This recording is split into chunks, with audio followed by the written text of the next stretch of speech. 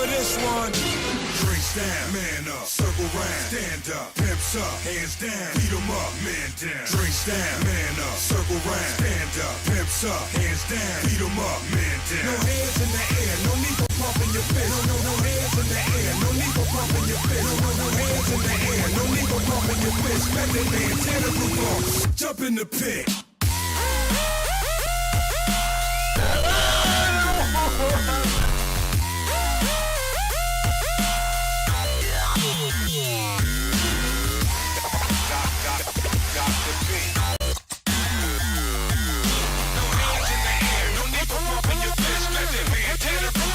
Jump in the pit.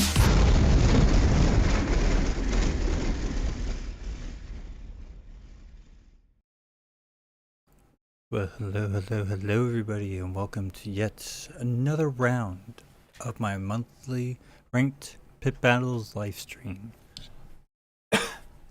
Excuse me, sorry, I had a little tickle there. But yes, welcome back. We are now going into season 5 of ranked pit battles, which I know to some people this might sound confusing because this is technically only season 2 of me covering it, but I will explain a bit later. But yeah, welcome to March 2025. It has been quite the year, and already for the first month of season 5 of ranked pit battles, we have a stacked lineup for you guys. Not only do I have like over 10 ranked matches, but I have like 5 unranked matches. I think I literally have a full roster of a round 1 competition lineup, if that makes any sense. Like the matches for round 1, there's 16 because there's usually 32 competitors. That is 32 different videos. We got a lot. I mean, holy crap! I was not expecting season 5 to go off as much as it did, but season 5 has just exploded right out of the gates, which is interesting to say the least. But we'll get into a lot of the explanations here in a minute. But I certainly hope you guys have been enjoying yourself. I've been dealing with a lot of stuff here at home. I'm kind of dealing with a pretty bad case of sciatica, so I had to make sure that I had things put in place to deal with that stuff, because it is a very painful experience. If you don't know what sciatica is, look it up. It's the biggest nerve in your entire nervous system, so you pretty much understand that. Sorry about that. My dog's getting all rowdy in the back. But yeah, so I certainly hope you guys have been enjoying yourself so far in 2025. I feel like 2025 is going to be a good year for gloving. But at least for gloving content, that is what is going to be good in my opinion. One of the things I've also been trying to do is get table talks off the ground, but man, I just get so busy and I just need to start sending out messages. But hopefully soon we'll get into that.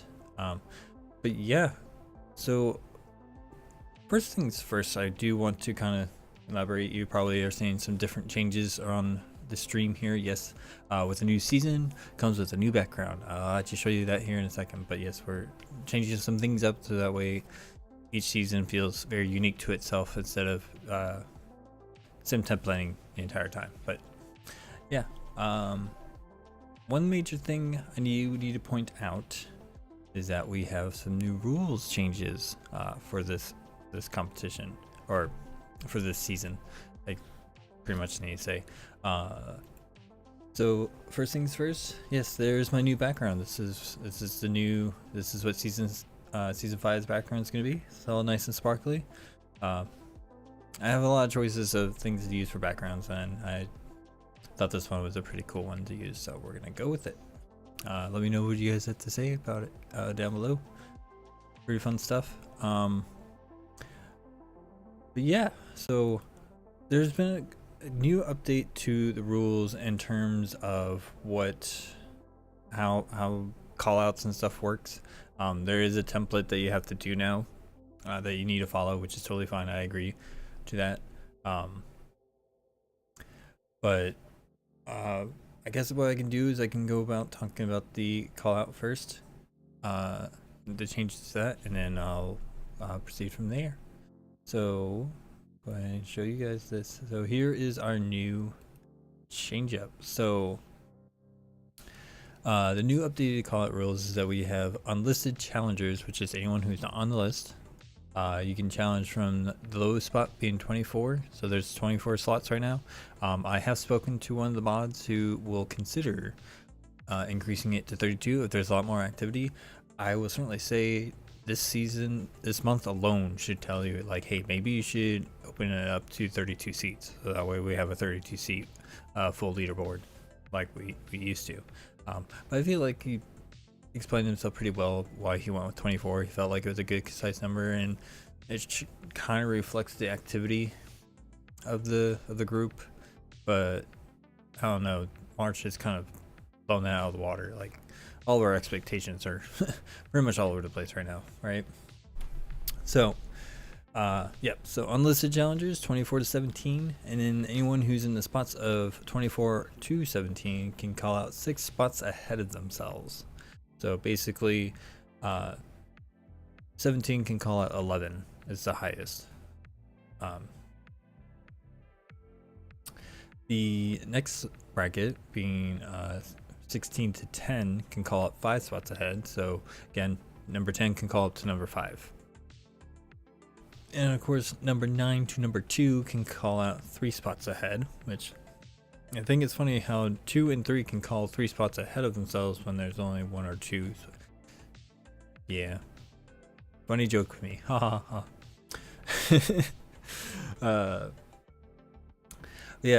So basically, the new things that we also see on here is that if the challenger wins, they switch spots. So you can actually get bumped down a whole lot of spots if it's somebody who's calling from the lowest to the highest point that they can call out.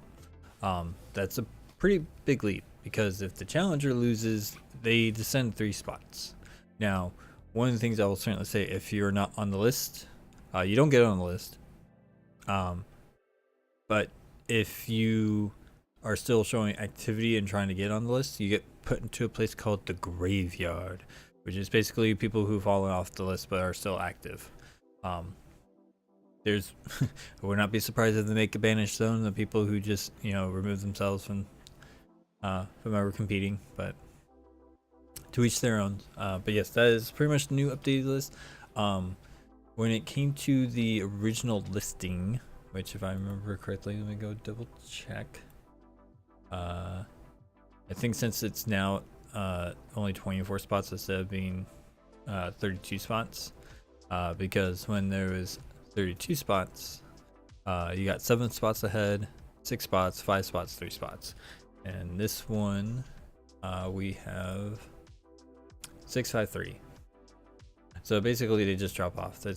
That's basically the same, but they never told us what happens to the loser if they don't win their challenge, right? So I find that being a little bit more transparent about what happens on the list is great. But yeah, I think what we can do now is we can go ahead and show you guys what the current list at the start of the season looked like. So it is quite interesting. I thought it was surprising to me, say the least, of the amount of people who actually wanted to get on the list, and then seeing how much activity happened since the list came out. I think people were just really itching getting back into doing this again, so really excited to see that. But here is the list. This is what it looks like. So this was completely randomized. I think he used a typical tournament ranking list organizer that just randomized it, and this is where it came out, which I think it's funny too, because I know a lot of people are probably asking me, where's the finals match? That's a great question.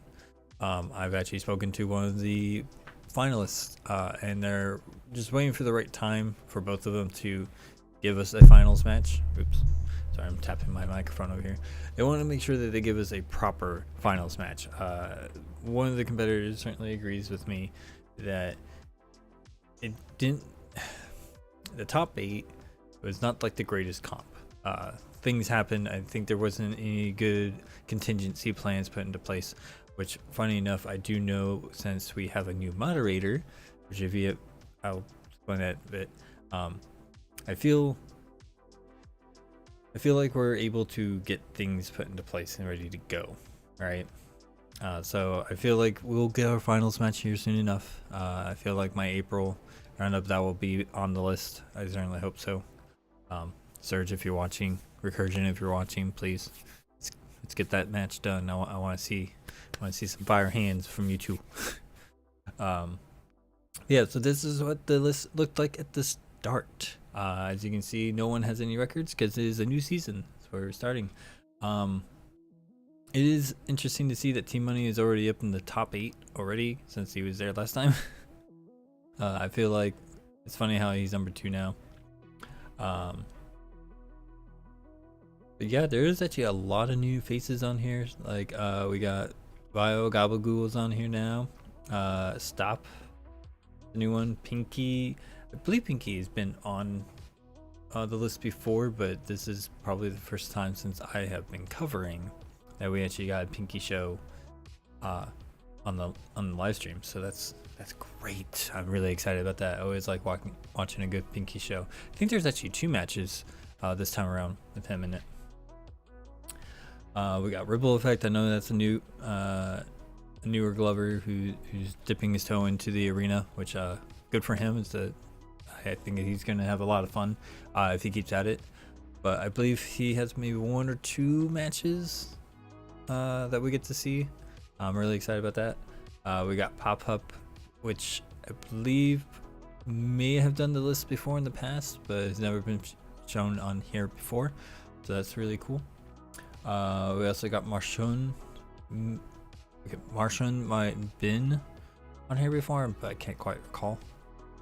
And I think 18 has been on here before, but I don't think I covered him. I could go through my list and see, but I feel like that just takes too much time. We have way too many shows to get through.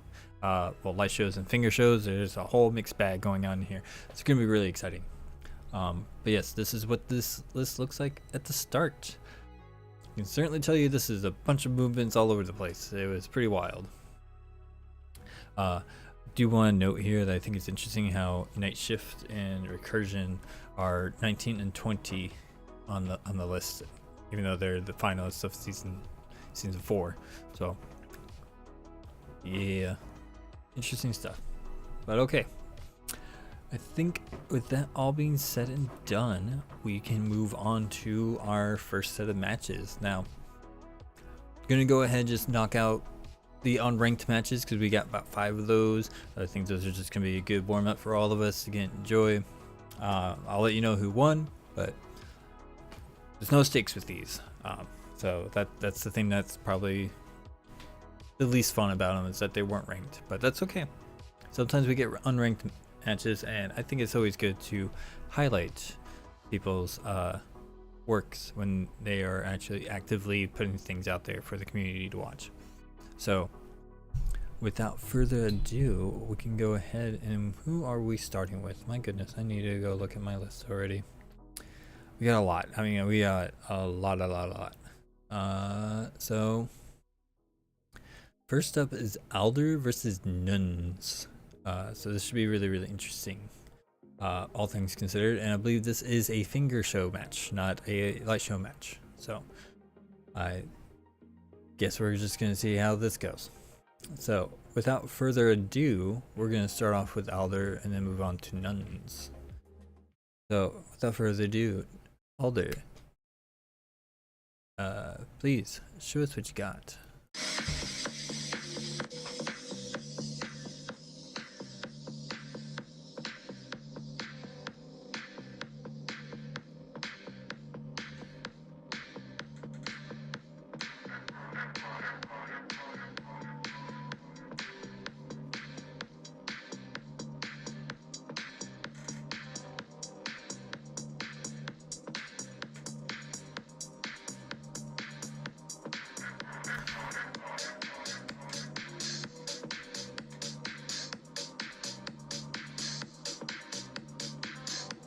Really strong transition. It's very steeped into the morphing style right off the bat.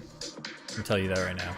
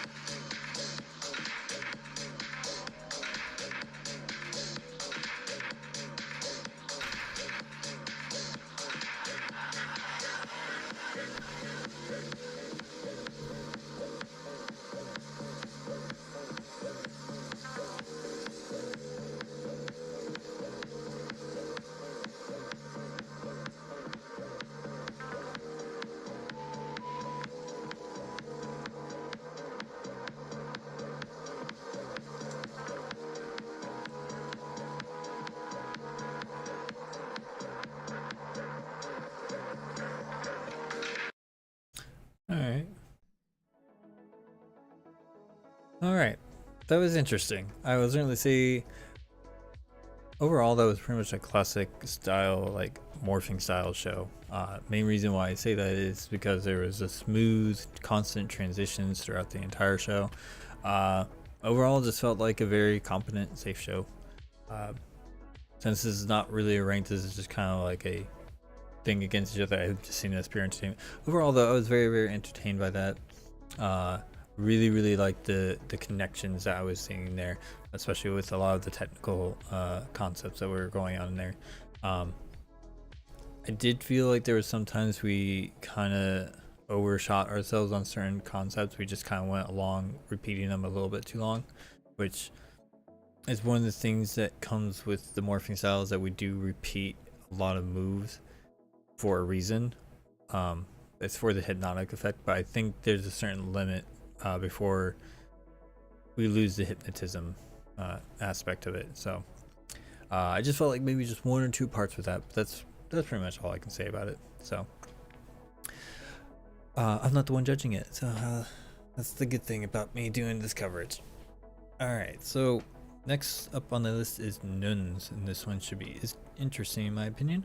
So let's see how it goes. Without further ado, put John over here.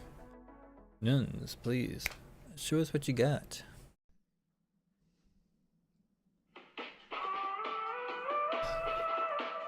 You guys just love sending in these.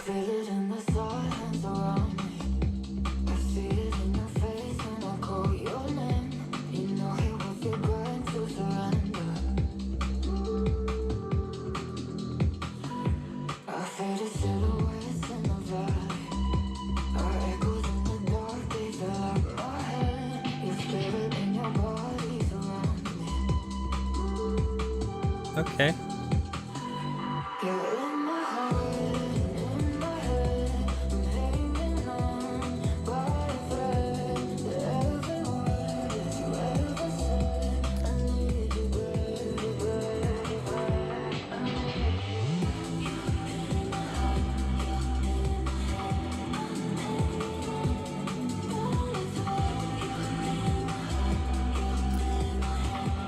Really strong grid work going on here.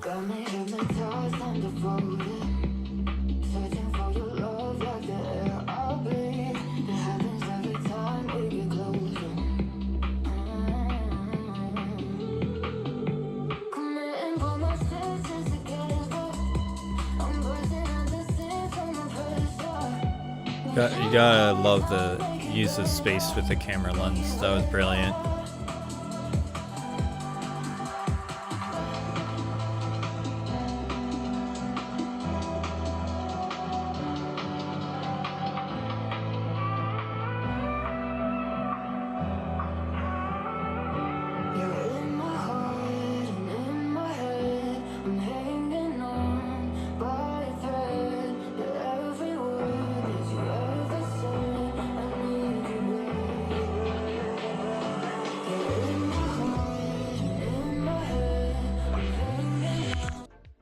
Alright, okay. I'm gonna just say this right now. I really wish that match was a light show match. Because I can certainly tell you those would have been amazing light shows. Great job to you both. I think you guys are pretty on par with each other, to be perfectly honest with you, and thoroughly just enjoyed your shows. There was a couple of times with Nuns that I felt like he was going to do something and then he randomly decided to go into a different direction, and I don't understand why. It's kind of one of those things that I felt like in the moment where he was going to do this thing, then just you can clearly see there's this switch in idea, right?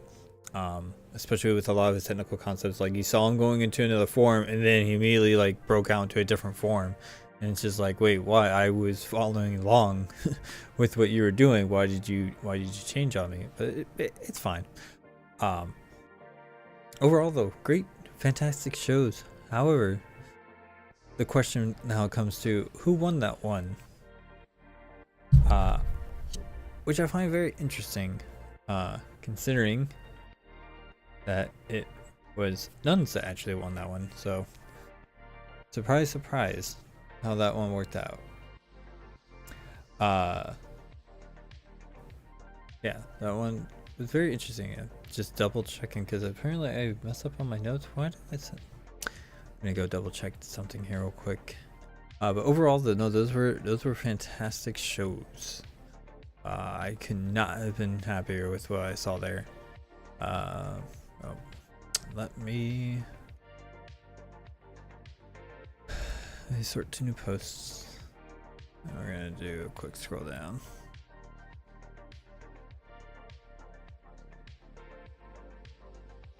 Oh, we got a long ways to go.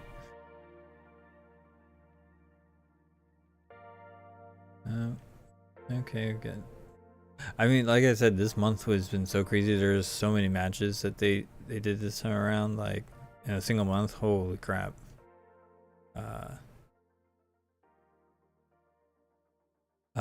So it looks like, okay, yeah.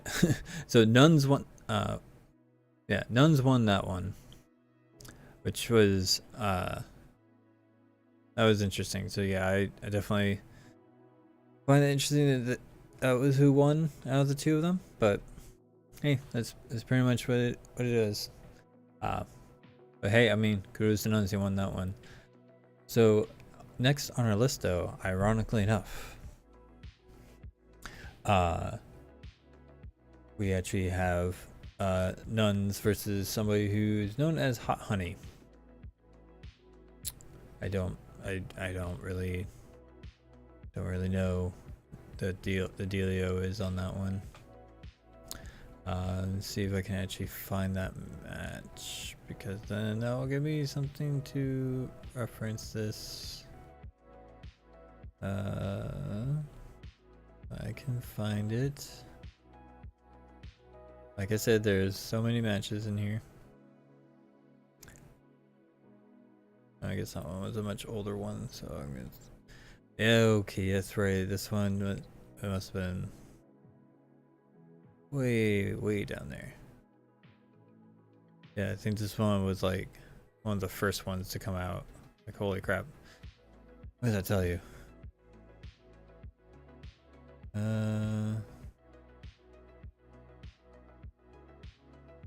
Oh.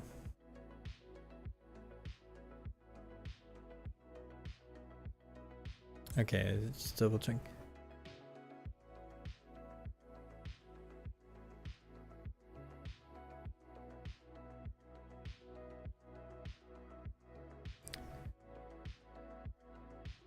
Interesting. Why do I have this one on my list? Very strange. Alright, whatever. Yeah, this one is Nunes. We're just gonna go with that one. I know I messed up. I'm not entirely sure why, but it is what it is. Alright, but without further ado, Nuns, please. Show us what you got.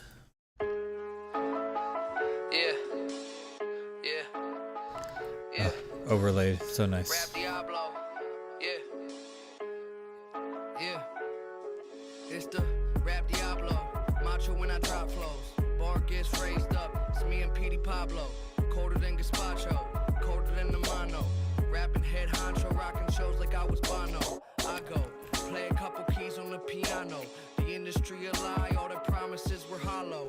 Follow me. I can show you where we bees at. How'd I get my G pass? None of your fucking beeswax. These raps bring a joint together like a kneecap. Fuck the little 8-ball, show me where the keys at. The time continuum, Mortal Kombat finish 'em. Trying to find a balance, reaching for my equilibrium. Fools, I pity 'em. I'm not a human, I'm amphibian. Fake superhero like the Mystery Man. I ain't saving nothing. I'm getting faded till the angels coming, skipping all the famous functions. How do the famous function? The A-list can't be trusted. Nice. I should like that. The bottom barrel of society. I tell my bitch if she don't love me, then just lie to me. I'm finer than the winery. Take it from the rich, this is piracy. Finally, I don't even need my fucking eyes to see. Some excellent creatures to kind of build into a transitionary point. I like it. Everybody got dead homies. Everybody got dead homies.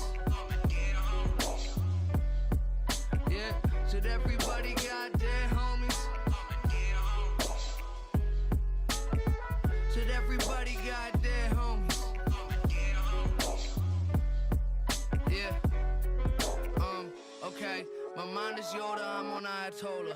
These other rappers just a diet soda. I find Jehovah in the darkest places, empty as apartment basements. This a marathon, gentlemen, go ahead and start the races. Save the coffin spaces. We'll come up missing. All right, that was pretty awesome, all things considered. Okay, so apparently I did miss some match. That's crazy.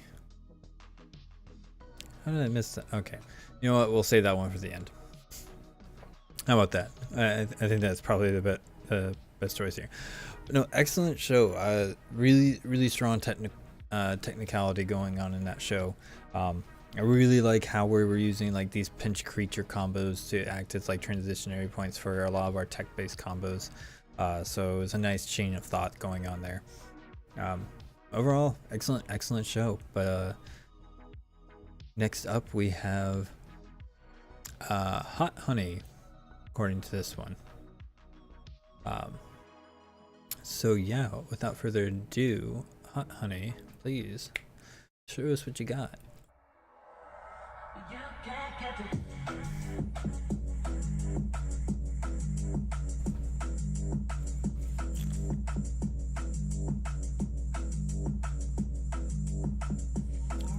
All right.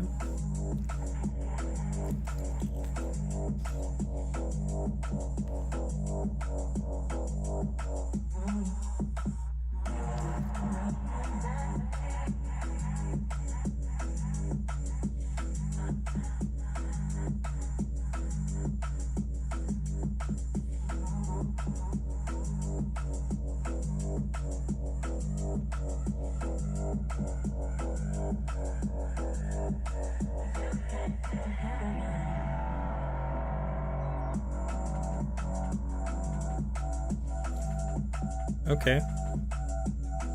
Interesting. I can tell you're using accelerometer chips here.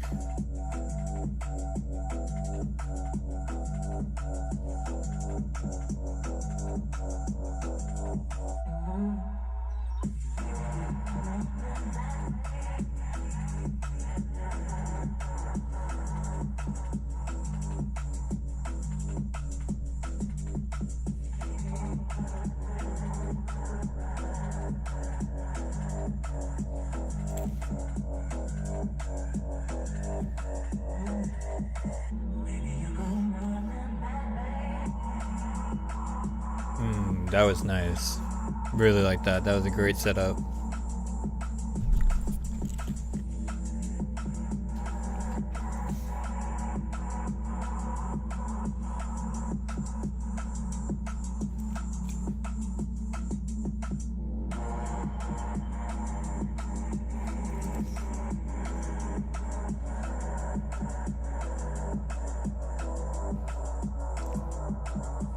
Ooh.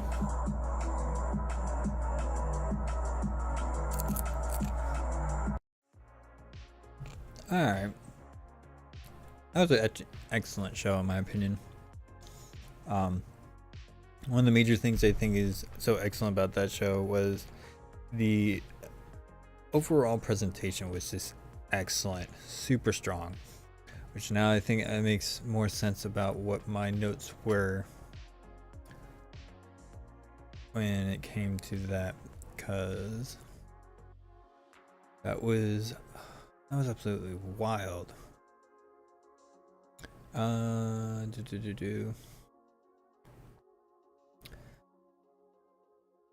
Yeah, okay, so yeah, and this one, Nun's definitely won. That one too. So congratulations to Nun. Not only winning one, but two. But these were of course on ranked pits. But overall though, those shows were fantastic. Definitely say Hot Honey has some interesting flow, all things considered, and everything was extremely smooth and clean. Gotta give him props for that one. Super clean, super smooth show. But all right.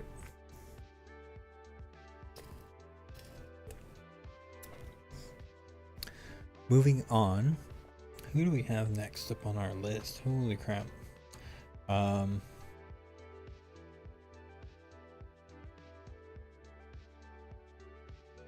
Oh, okay. So this one was an interesting one. So somebody called out a very well-known prominent member of the community, been on Team CC, Ion, very well-known teams within the community, and this it's been kind of a joke going on about this whole match that they got going on. Granted, this is another unranked one. This was just like, you know, kids just kidding around type deal, which is what's probably gonna make this one much more entertaining to me.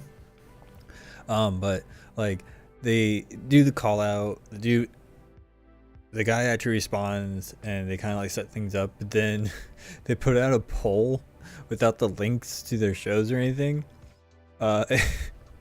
People already started voting on it. It was funny. Funny stuff. So but this one is going to be between Pilgrim and a person named Jack. Don't recall the name Jack. So either way, congratulations, you are making your premiere here on the monthly Pit Battles live stream. Please consider it an honor. I'm just trying to showcase Glovers and their awesome, amazing talent.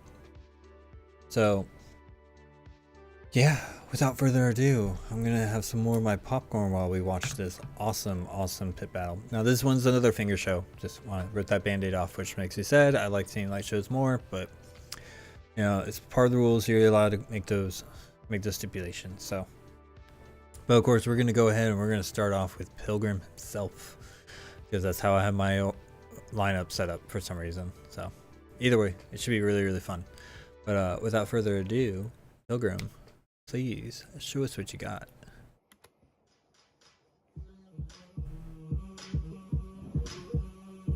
Unoverlaid. We're gonna go in a raw dog. All right. It's the element in the building.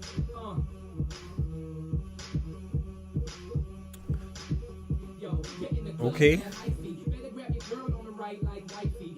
Me mugging like I'm stepping on a Nike. Word about my swag, cause the ladies with the nice lips, hips dip low till they sitting on my ice cream. Leaving with me home. You sleeping, having nice dreams. I'm in the zone, brim low, hand high. Glancing up at the Knicks, and it's about that time. She drop it like a missile, make you wanna whistle. Fourth delegated, pop it in the disco. Now who you know got G's on the side, turbo inside his ride. He ready to power slide in the club, 2-7 it, getting that affecting it.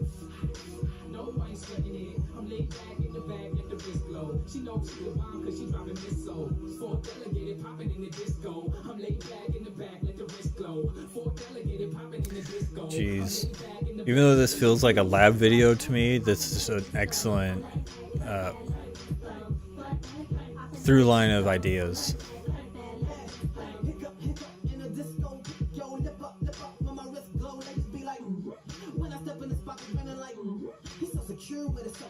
Ooh, nice. I see what you did there.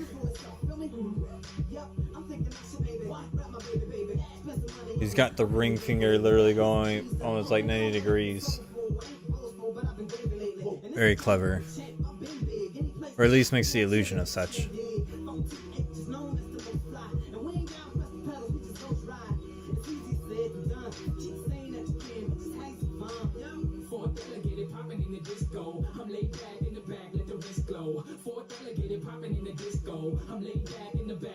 Alright. Nice series of compressions of boxes.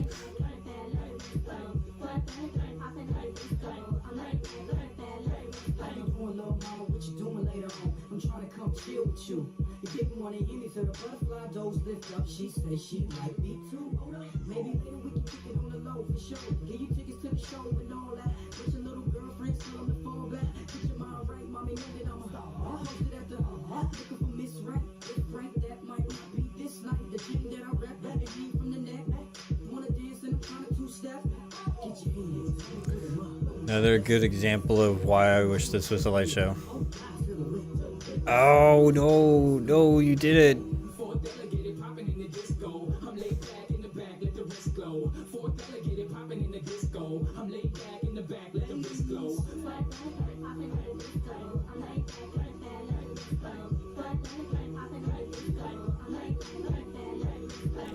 Jeez. All right. Okay. I have to point this out. People need to understand this. This is one of the things that drives me up the wall every single time. Don't. This is nothing against Pilgrim, all right? I mean, granted, like, if I wanted to be, like, super scrupulous about this whole thing, I would be like, how dare you did this, you know, you're a known veteran within the community. How can you commit such a heinous act, right? But, okay. One of the things that I will always loathe and lament is when I see somebody doing this while they're giving a show. Unless you're doing it in terms of in character for part of your performance, I can tell that when you're shaking your head like that, you are not liking what you're doing, and it's going to start to show the flaws within your show. The second thing that also annoys me, but it's just a personal pet peeve, and I can understand it much more leniently and liberally when it comes to a newcomer doing it, but when it comes to a veteran doing it, you kind of have to be a little scrupulous about it. The drop and shaking your head like, oh, I'm out of ideas. What, you know, I don't have any more. It's much more understandable for a newcomer to do it. I get it. You don't have all the inner workings in your head to start, expand, and close out a show all together in one single setting, right? I'm willing to forgive that when it comes to a newcomer. But when it comes to a veteran, if this was a ring pit battle, that would get a lot of points knocked off. It's just because it's a performance. The show must go on. You know, you can't break the illusion, essentially. But okay, that's all. Other than that, dude, everything else was just fantastic. It was an awesome, extremely technical show, which is what Pilgrim is known for. Like, there was a lot of smooth transitions, a lot of smooth movements. The technique was just 9 out of 10, 10 out of 10 type stuff. Like, flow overall, I would probably give it a good, well, with that breakup before then, it was a good 8, but then it dropped down to a 6 real fast when you do that, in my book. But luckily I'm not a judge, so but yeah, all right. Next up, we got Jack. Yes, Jack. Person's name is Jack. So, not really familiar with this person's name, so we're going to find out what this person has to show. So, without further ado, Jack, please show us what you got. Okay, a vertical show. Already am confused yet intrigued at the same time. Okay. Really strong opening.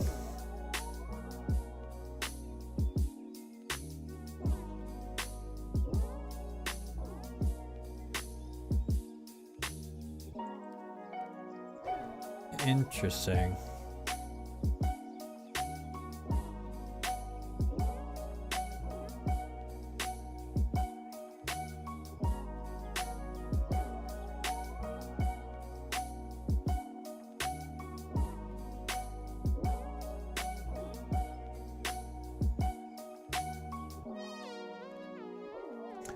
Okay.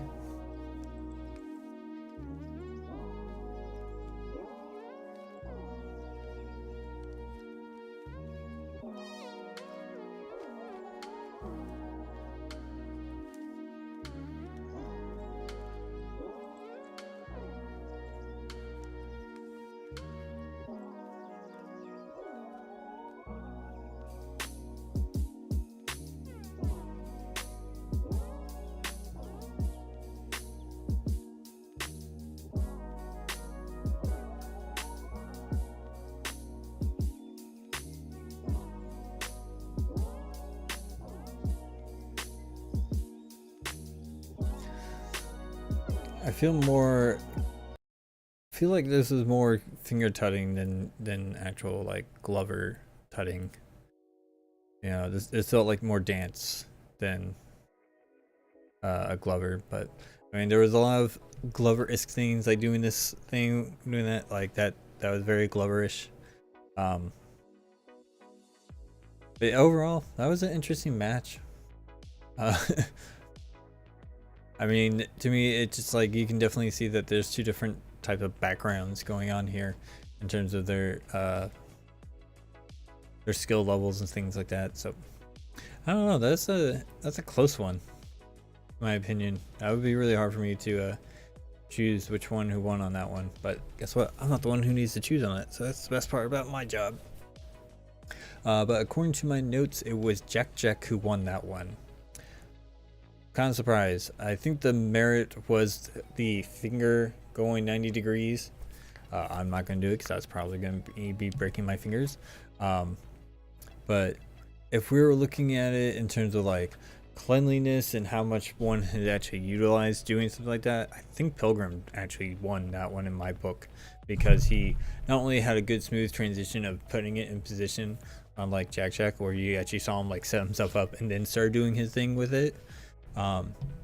So I feel like Pilgrim actually incorporated that better, in my opinion. But again, I'm not the one who was judging it, so I guess I'm just gonna have to accept what the results were and just move on to the next round. So congratulations, Jack. I hope that was enjoyable for you. It was rather entertaining watching the whole voting thing, and who won that one go the way they did. I thought it was funny as hell. So I really think people just started doing it for the lulz. That's all I can say. All right. Next one up, though, is we have a cluster battle between somebody who goes by Gabagool. Between Gabagool and somebody named Shake.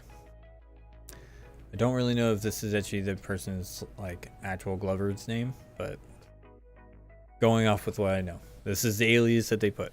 So Gabagool is actually pretty great. I'm really actually excited to see that he tossed his hat into the ring to jump the pit battles. It's gonna be very, very interesting to see how it turns out for him for this season. I certainly hope to see him be very active. He's been consistently a judge for like the entire time last season, so that's something to note. I'm actually really excited to see that he moved from just judging to competing,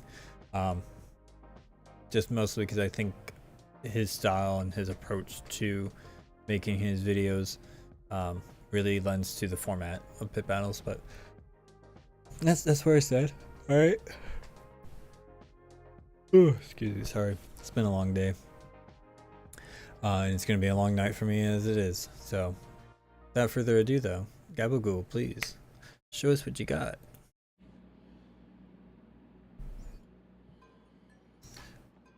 You unoverlaid swines, I swear.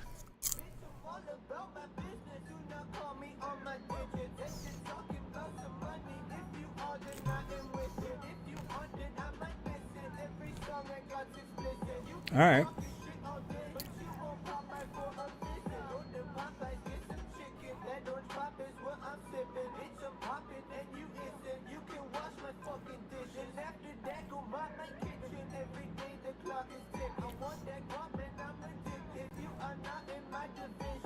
Ooh, that was nice. Definitely see the Morty style going on here, but I mean that man with his clusters are insane.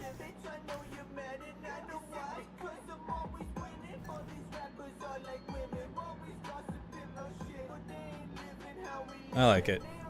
It's really strong. Again, I wish this was a light show.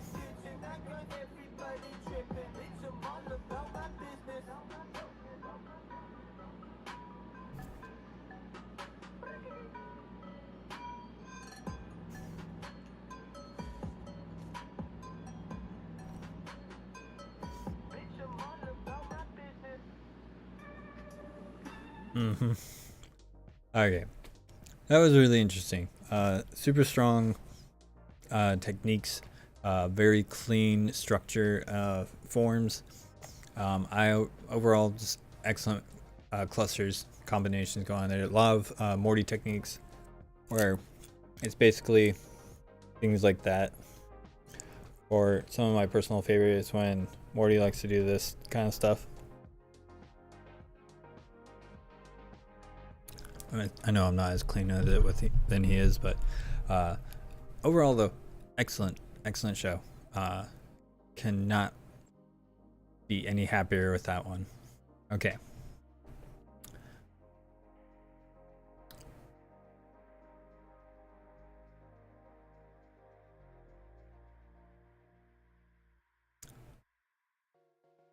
Okay, so okay, I guess I figured this out. So Shake is actually Noons.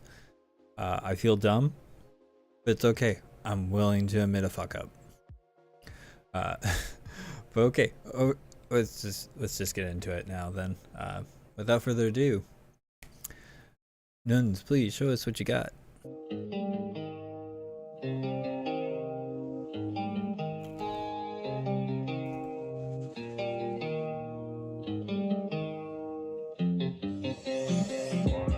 I'm just trying to find my way back home.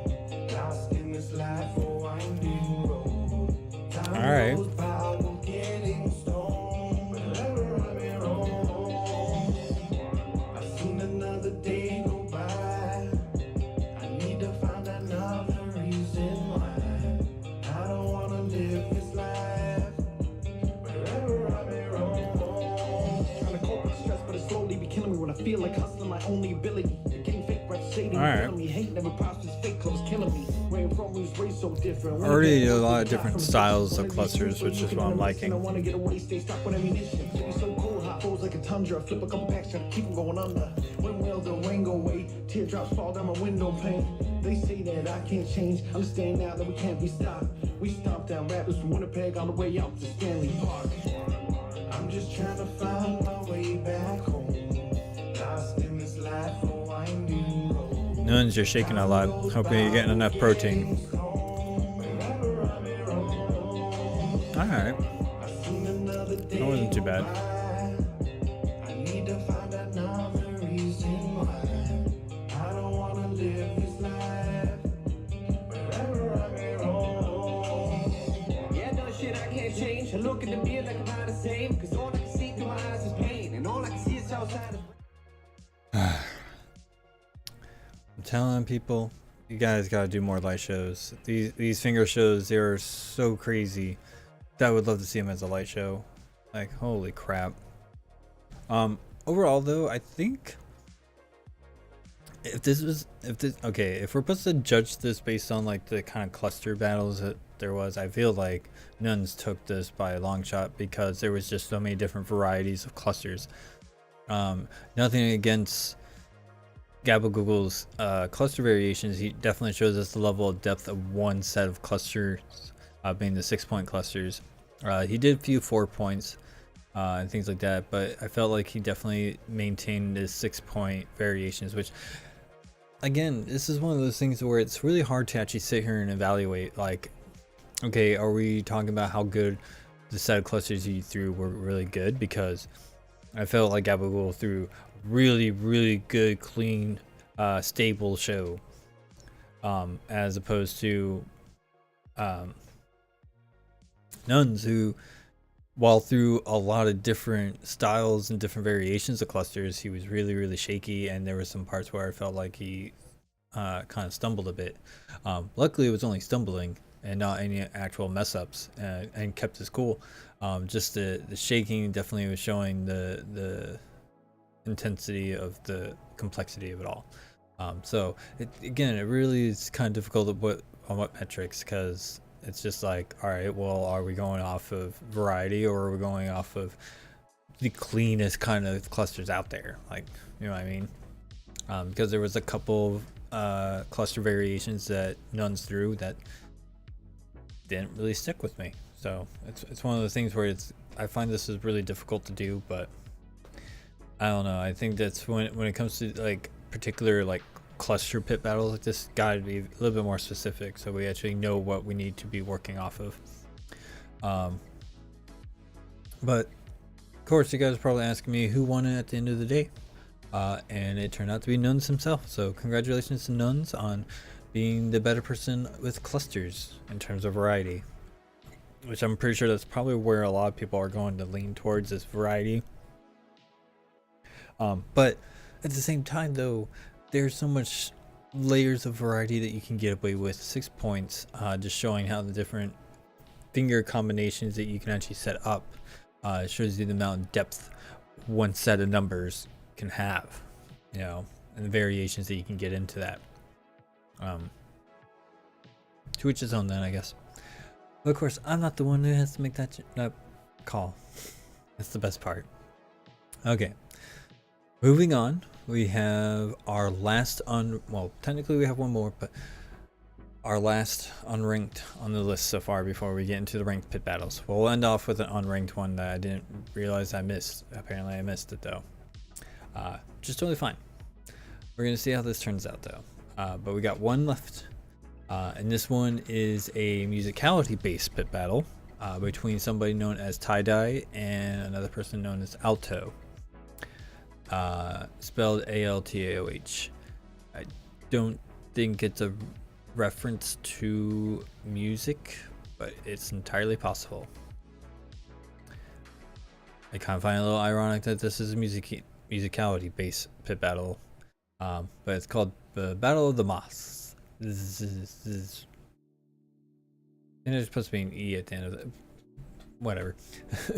Alright, so first off, we're going to start off with Tie-Dye, and then we're going to hit it with Alto afterwards. So, yeah, this should be exciting stuff for you guys. I'm telling you, it's going to be a fun night.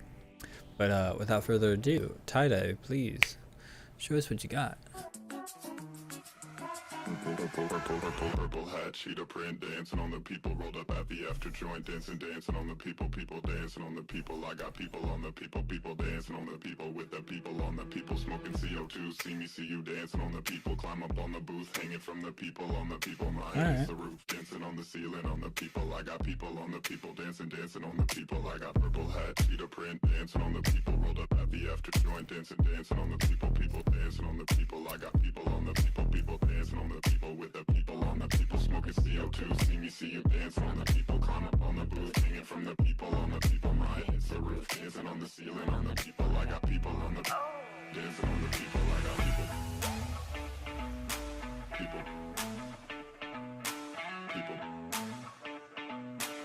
All right. Dancing on the people. I got Everybody in the booth can tell myself apart from you. Now the word dancing, people, dancing, people, dancing, people, dancing, people.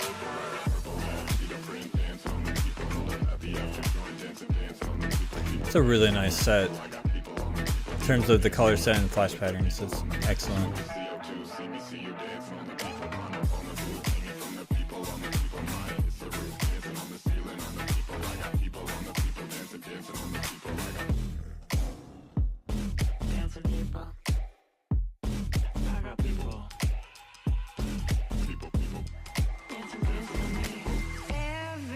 Everybody in the booth can tell myself apart from you. Now the word dancing, people, dancing, people, dancing, people, dancing, people, dancing, people, dancing, people, dancing, people, dancing.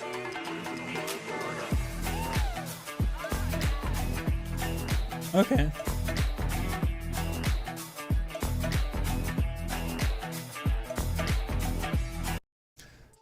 Okay. That was interesting. First of all, gotta give you kudos on the color set and flash patterns. The glove set is absolutely excellent. Really cool looking. In terms of musicality, while there is musicality, I don't think you use the full extent of musicality, if that makes any sense. So you were able to hit the beats where the beats were, when your movements were trying to match up to the beats. within the concept that you were doing. The thing that I would certainly say that you lost points on in terms of musicality in my book is that you didn't transition into new concepts when the song actually transitioned into another part and added like more of a different texture to it all. To the maybe to the degree that but it's just there was some parts that you were still in a certain concept when the song clearly went into something else, and your movements didn't really reflect that change. You didn't like kind of acknowledge it. So that's one of the things I always tell people when it comes to musicality. It's not necessarily just like I'm hitting the downbeat and the upbeat every single time, you know, keeping up with tempo. It's actually knowing to anticipate when the song's going to change and change when the song changes with it, you know, to reflect those changes. It's in layman terms as much as possible as I can put it.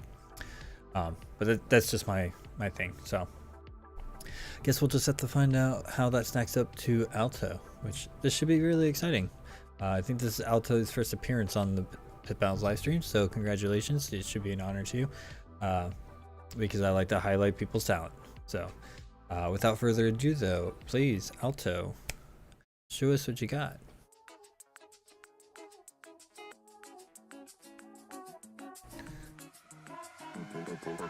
Purple hat, cheetah print, dancing on the people, rolled up at the after joint, dancing on the people dancing on the people. I got people on the people dancing on the people, with the people on the people, smoking CO2. See me, see you dancing on the people, climb up on the booth, hanging from the people on the people. My head is the roof, dancing on the ceiling on the people. I got people on the people, dancing on the people. I got purple hat, cheetah print, dancing on the people, rolled up at the after joint, dancing on the people dancing on the people. I got people on the people dancing on the people, with the people on the people, smoking CO2. See me, see you dancing on the people, climb up on the booth, hanging from the people on the people. My head hits the roof, dancing on the ceiling on the people. I got people on the dancing on the people. I got people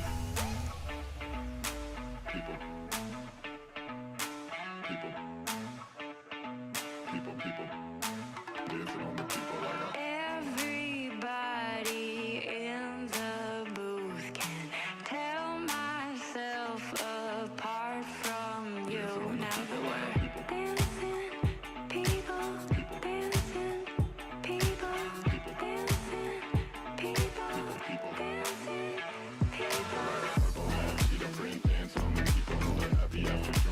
Yeah, that, see what I mean? The song clearly changed and we didn't really go into anything new.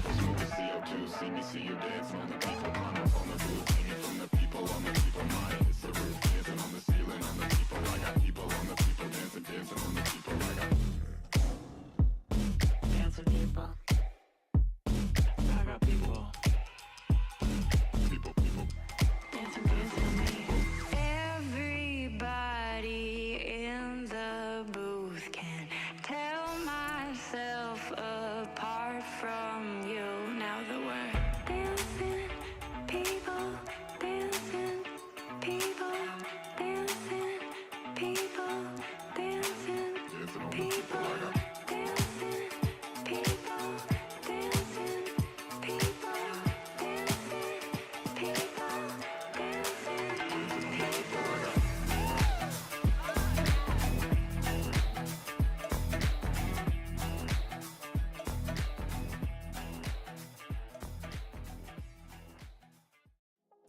Okay.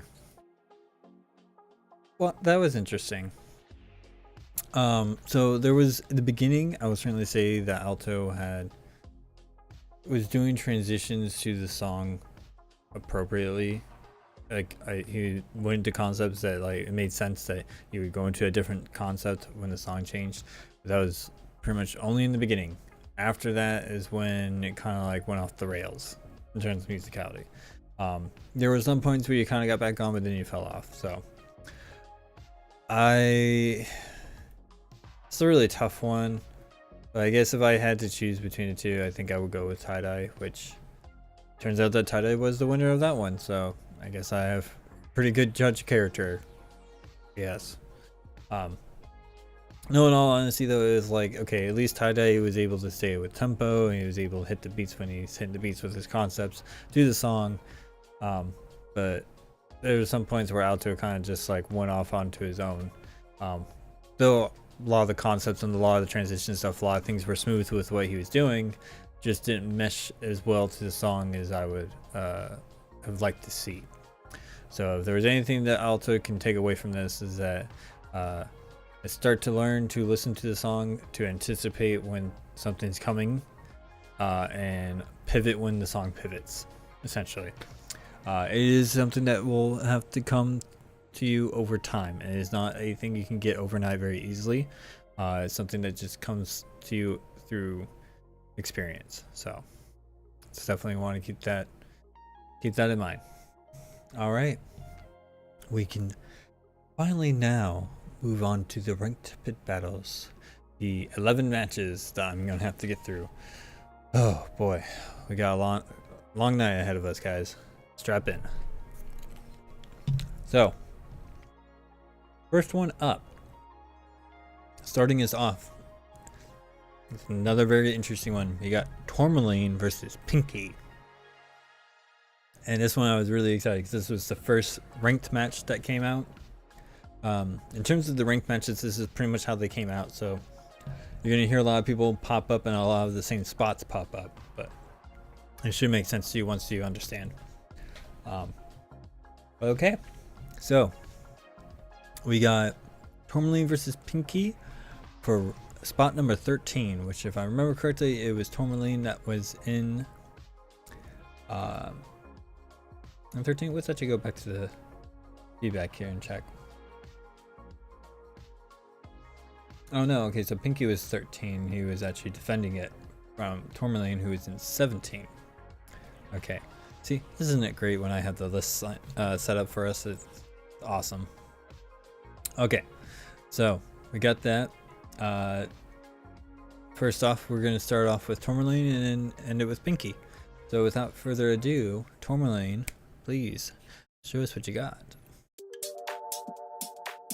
Oh, bless you, child, you overlaid.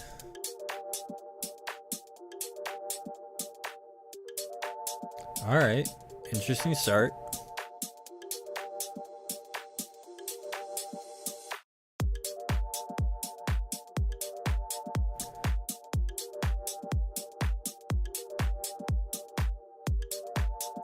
Ooh, that was nice. Ooh.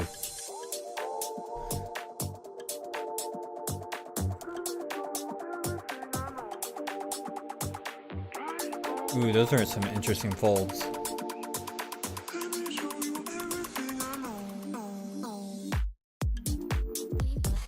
All right.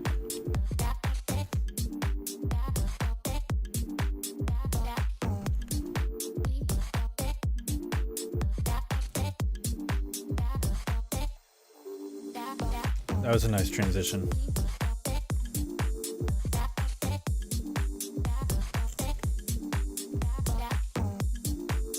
Ooh, some nice threads going on there.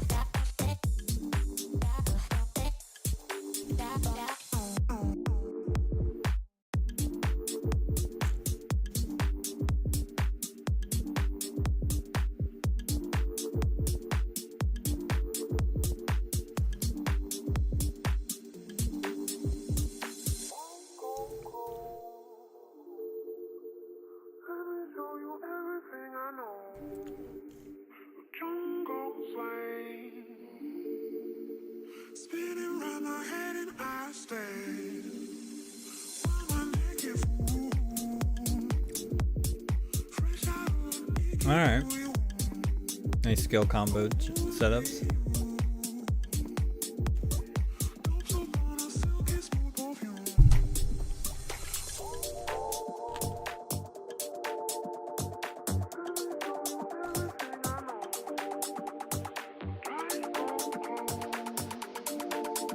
Interesting cluster combos, I'll say that.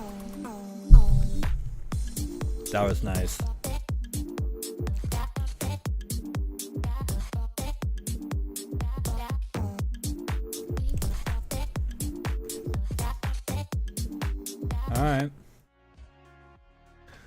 All right. That was an excellent show by all accounts, in my opinion. That was an absolutely excellent show from you, Tourmaline. Really liked a lot of the technical concepts you went with. You were really strong grid work. There were times when you like were shifting your body a bit that your arms kind of like drifted a bit, so kind of be careful when you're trying to isolate. You know what I mean? But overall, that was an excellent show. Great tempo. Had not as much as following the musicality in the beginning, but it felt like once you got into the groove, you pretty understood where you were going with everything. So absolutely excellent though. Ooh, that was such a good show. But all right, I'm sure a lot of you people are ready to see who's up next, being Pinky, and see what he has to bring to the table. Which, looking at this video, he did it at a venue. That's pretty ballsy. Just don't recall anyone ever submitting a video like this. I could be wrong though. This would be interesting to see. But without further ado, Pinky, please show us what you got.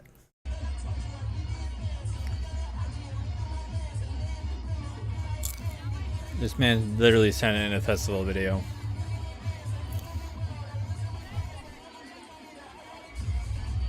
Ooh.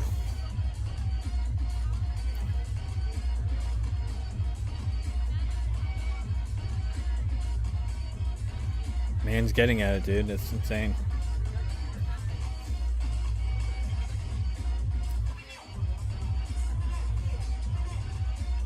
Ooh.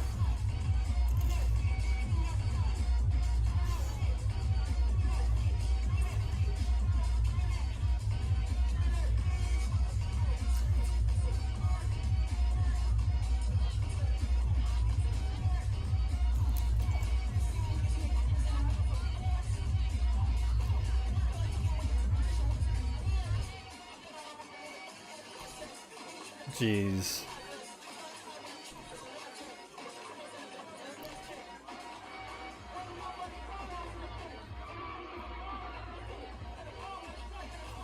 I can definitely see somebody calling this a tech vomit, but if it's a tech vomit, it's a good tech vomit. Ooh, that was nice.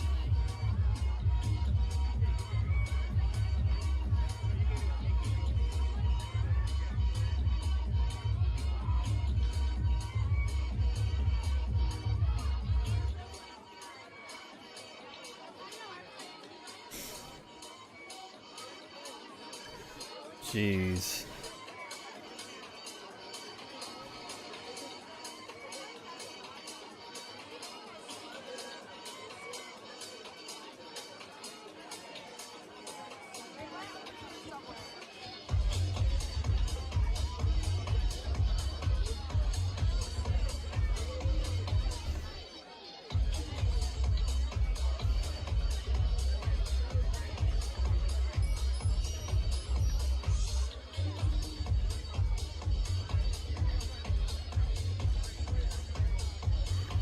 Jeez.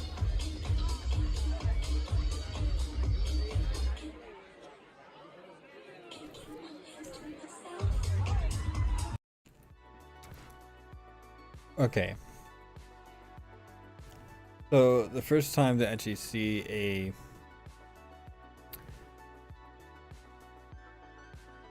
light show done at a venue and submitted as a pit battles video. What is going on? Overall though, no, that was absolutely excellent. That was probably one of the most complex shows I've seen on here so far, at least for the season. I'm probably gonna stand corrected here very soon, but that was just insane. So much stuff going on, so much tech happening, that at times it did feel like a tech vomit because he was just going so fast on some of them that it was kind of hard to keep up. But then once he slowed down to show some like bigger movements, oh man, oh those build-ups and breakdowns, like those are insane, absolutely insane. I think it's even more insane of who won, which is even crazier to me, but I guess it's maybe because of the video being submitted fighting from a venue. I don't know. I just think that's wild. Yeah, Tourmaline took that one. So if we actually remember, we go back to our feed for the start. So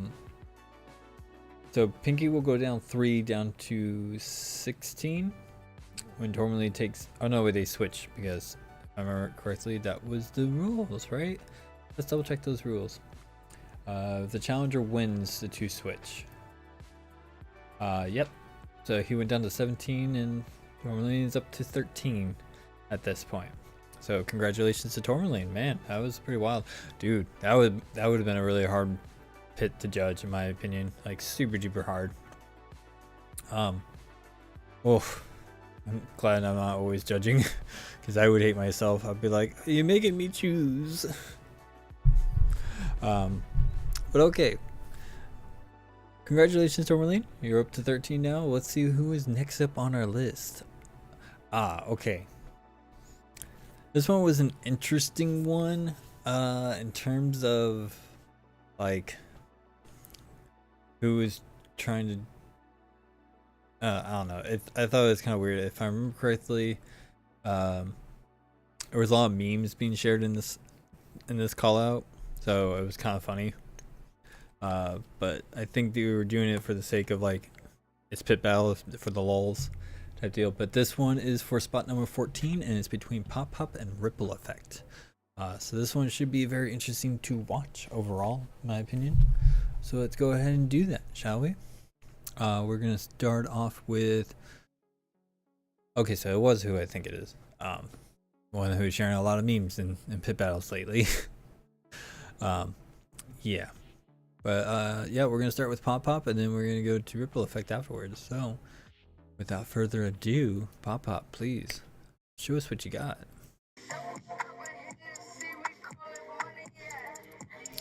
Oh, you unoverlaid swines! I swear.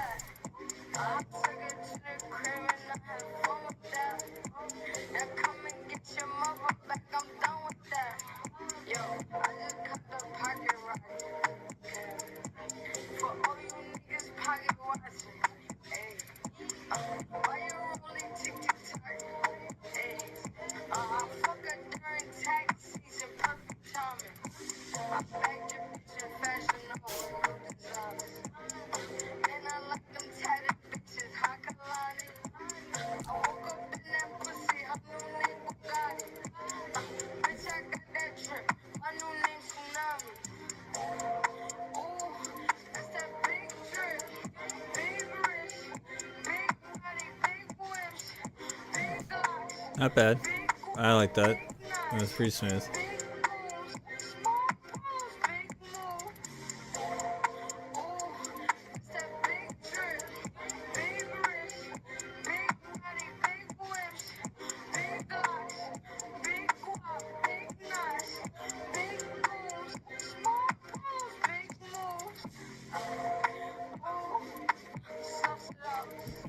Nice creature.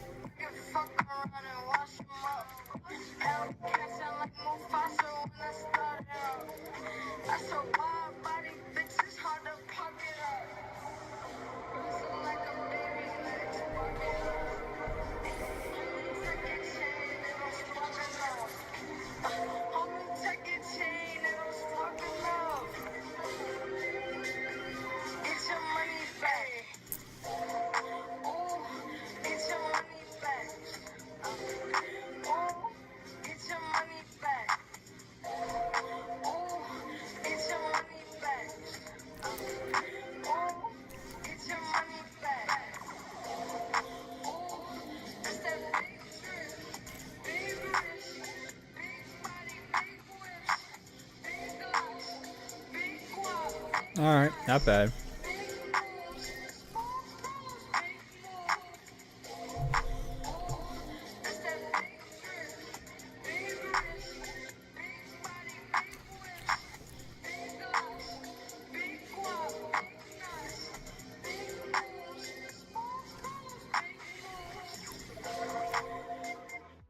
Alright. Alright. Overall, it was a pretty strong show. Really good technique, really strong flow. Musicality was good, but more so. And at least the concepts that you threw, we can tell that you are very comfortable with those. So overall, really strong show. There's not much more I can actually say about it. There's not much that I can really pick apart, and like dissect super heavily. I just felt like a lot of the concepts with the pinch pokes and pass throughs and things like that are really strong. Felt like the set was a little too blinky for the camera, but I mean, you're moving slow enough, at least I can still clearly read your movements. Some of your flow-based concepts were actually really, really strong that I enjoyed. So overall, really strong show. Not much else I can say. So moving on, we're going to see what his opponent had to bring. So Ripple Effect, please show us what you got.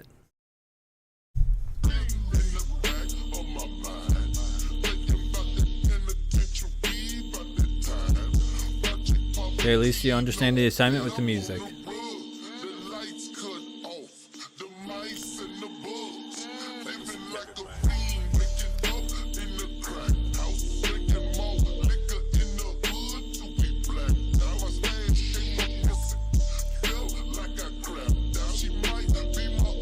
Alright, interesting cluster combos.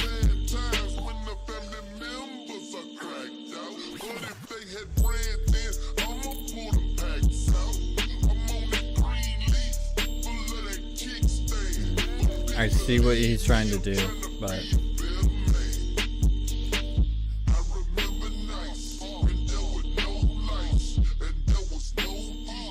definitely using the atoms.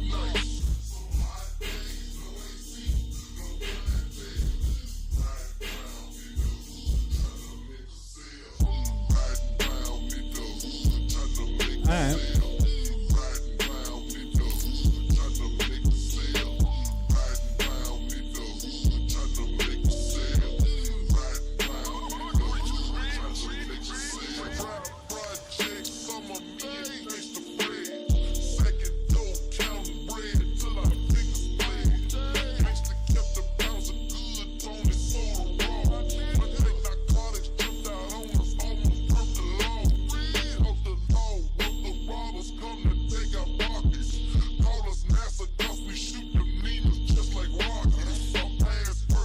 Okay.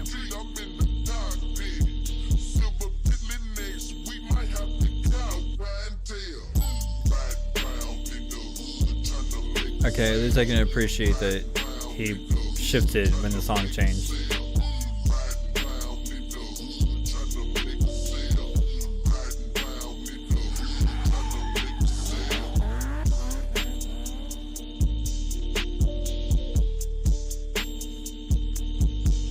Alright.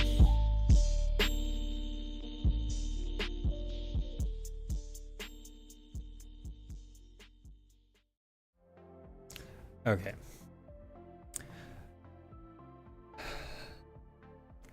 There's quite a bit that I can go over, but one of the things I will certainly say when it comes to Ripple Effects show is you need to get closer to the camera. I know you probably are sitting somewhere comfortable, but at least bring that camera a little bit closer to you, because I like what you're doing, but I feel like you're too far away for your Z-axis movements to actually mean anything. So I definitely would recommend moving a little bit closer to the camera and pay more attention where your camera is. The other thing is, well, I feel like your transitions are rough around the edges. These are the two things that I would definitely want to point out, because I feel like if you are able to rectify these issues, your show is going to become 100 times better just by all you're doing is just working on how to follow through with your transitions and make a clean transition into something else. I feel like it was really rough around the edges in terms of being a little blocky. Like, it's kind of like these things where people are doing this and then they'll go like that and then like immediately go into whatever liquid concepts that they're doing.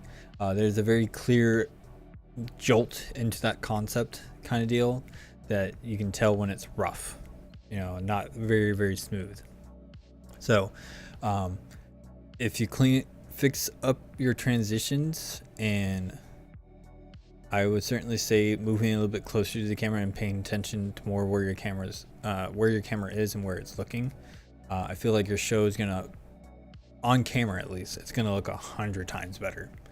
So I definitely recommend experimenting with that. Again, I'm doing my Wiggling Wednesdays every night at 9 p.m. Eastern Standard Time in the Worldwide Glovers Discord group. We are doing that every week. So if you want to work on camera work, don't hesitate to hop in there. I'll help you out. But overall, that's pretty much where my input is coming from. Question is who won that one? That would be Pop Up. He was the one that actually won that one. So going back to the list, where it's the okay. So Ripple Effect is actually. So apparently they switch. So now it's 14 Pop Up, 15 Ripple Effect. All right. Don't worry, Corey. You'll get there. You gotta keep practicing. You know, more labs with people. It's gonna work. All right. But for the next one, I'm actually really excited about this one, because this one, we got a newcomer onto the list. It makes me really excited to see this. First time actually debuting. Funny thing is, this person actually was with me when I did a Let's Watch Pit Battles video a while back, a good long while back. Holy crap! We're gonna be going on to seeing Zugsween versus Vio for spot number 7, which, if I remember correctly, in spot number 7 is Vio. No, Zugsween. So Vio's actually challenging Zugsween, so he's trying to get to 7. Alright. Well, that should be very interesting. I guess we can just go ahead and see. We're going to start off with Zugsween, and then we're going to move on to Vio. So, without further ado, Zugsween, please show us what you got. Already off the gate. Alright. Get into that trance.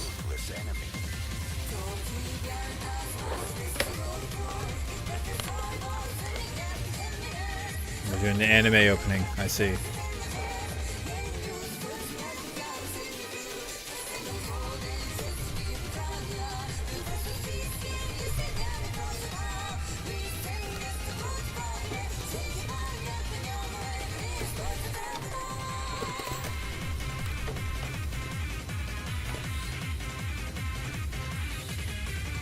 Where have we gone right now? I'm asking this thing.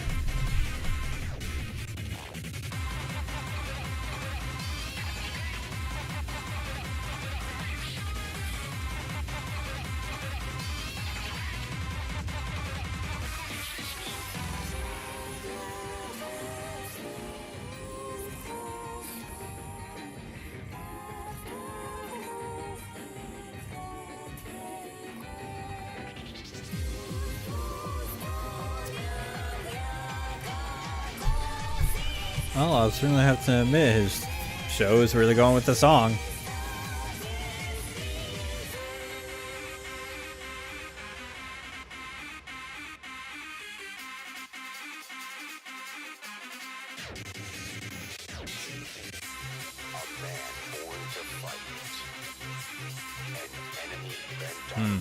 Nice. Let battle commence.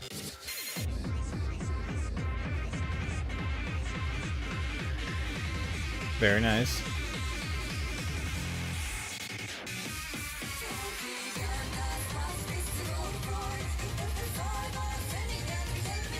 I feel like two Gundam mobile suits should be battling each other right now.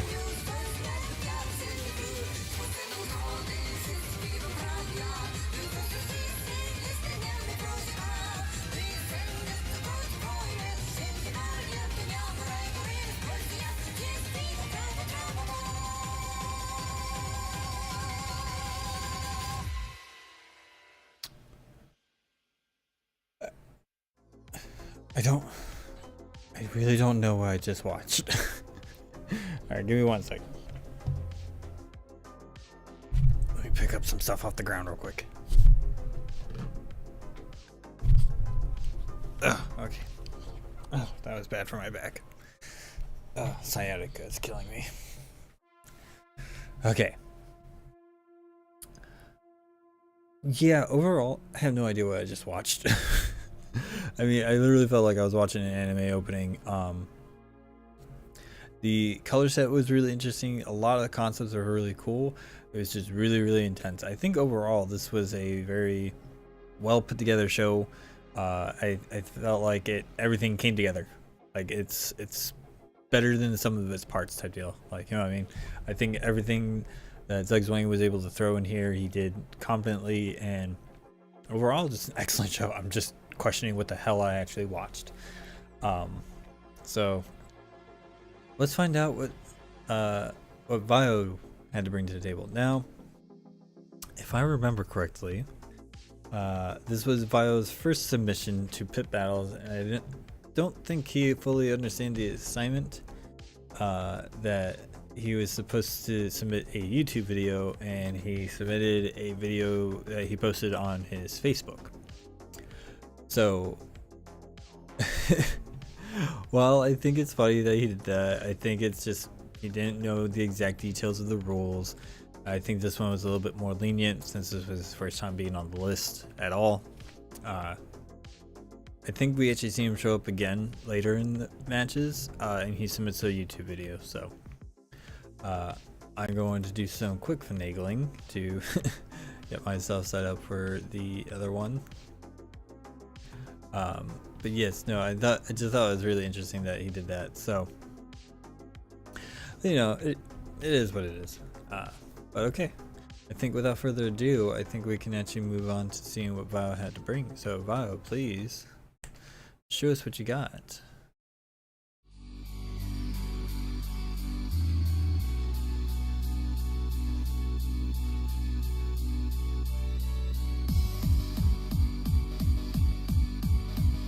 Okay.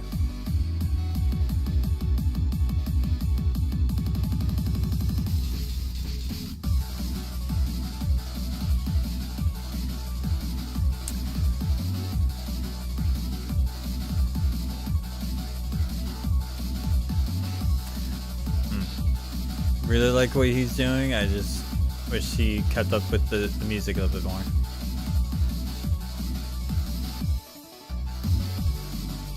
There we go.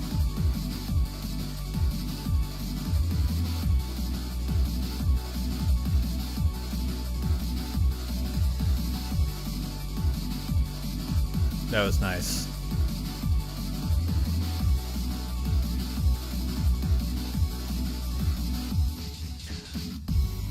I know his middle finger is out. The question is, will he?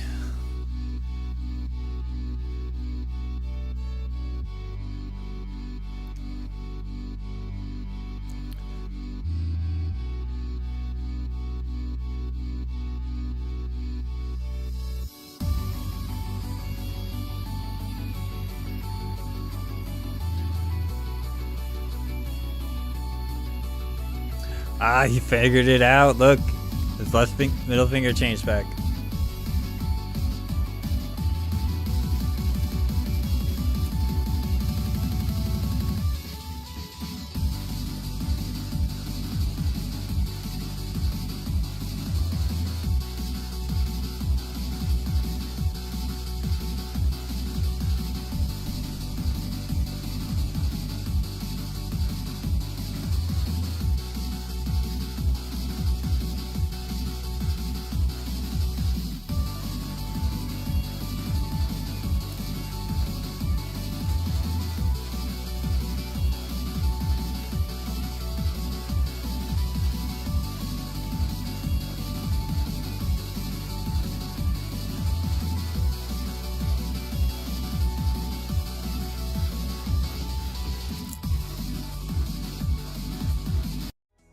Alright.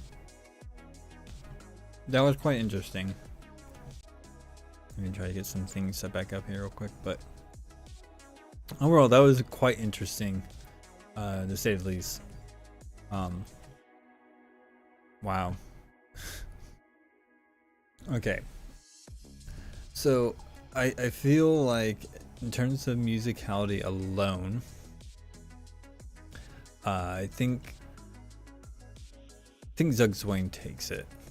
And it's just because his presentation overall matched with the musicality. He transitioned properly to the song transitioning.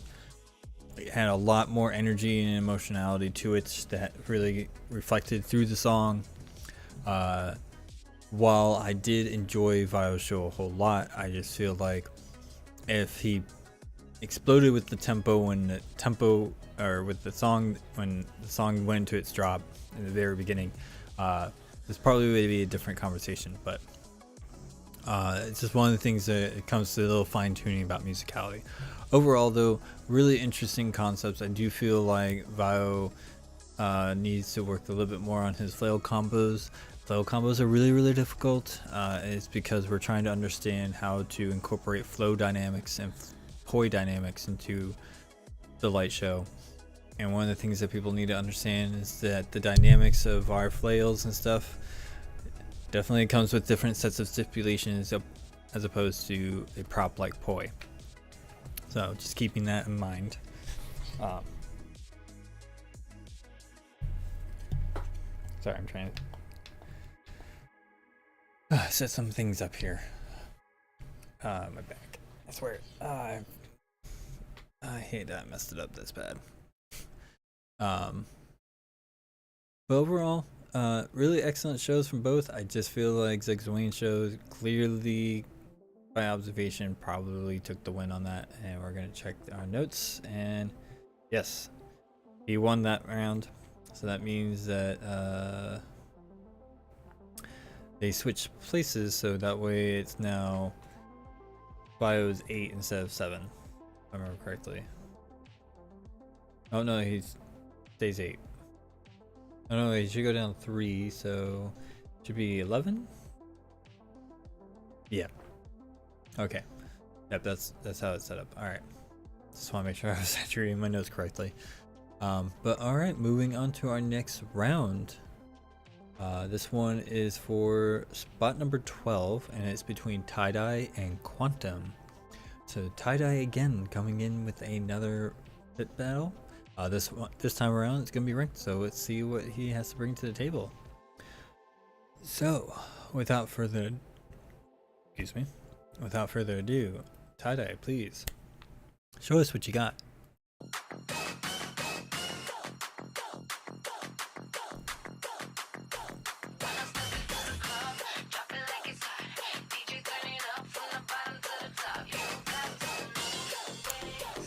All right.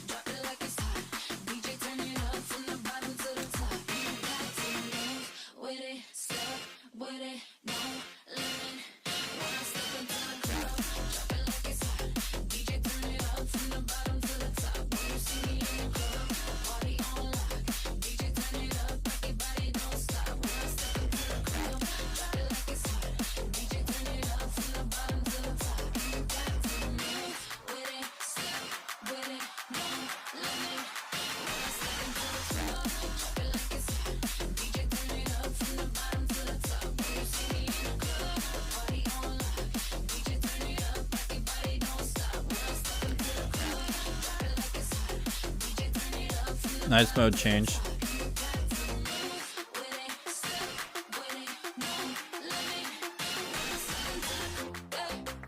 Your musicality is way better in this one than in your last video, I'll say that.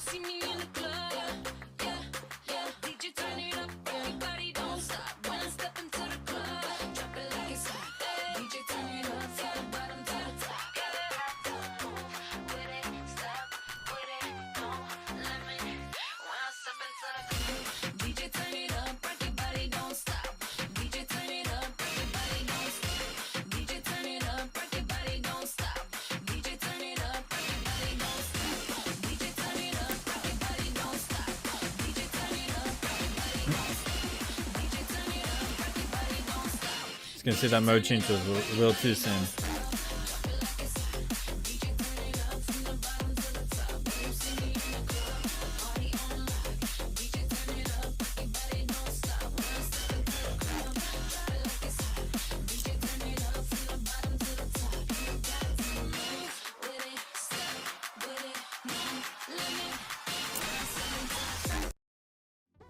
All right. Okay. It was an interesting show. Right off the bat, immediately your musicality was a lot better in this show than it was in your last one.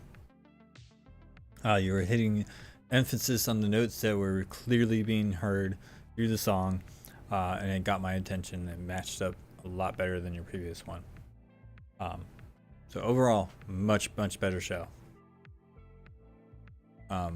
I still feel like you're not transitioning as quickly to the song's transitions as you should. I felt like some of the times you were off by like a whole measure, so something to just keep in mind. But overall, though, really great show. Mode changes. It was even much more crucial on these transitions in the song than you realize, because if you do a mode change too soon, it's going to make it look weird. Doing a mode change to a build up is a very risky move unless you have a set curated for a build up, which I don't think we actually have ever touched on in terms of an idea within the clubbing community, but I definitely use build-ups as a good transitionary point to get to the next set that I want to phase into for the next part of the song. But that's how I kind of look at it. Overall, though, that's pretty much where I'm at. So without further ado, we're going to see what your opponent had to bring to the table, and then go from there. So without further ado, please, Quantum, show us what you got.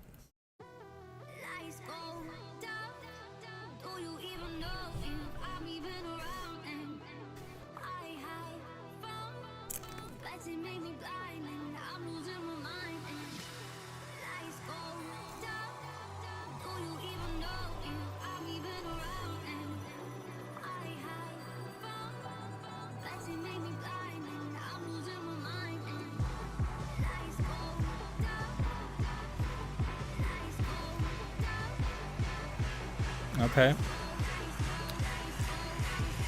Getting that build up, dude. That's a mode change right there. That was with the musicality.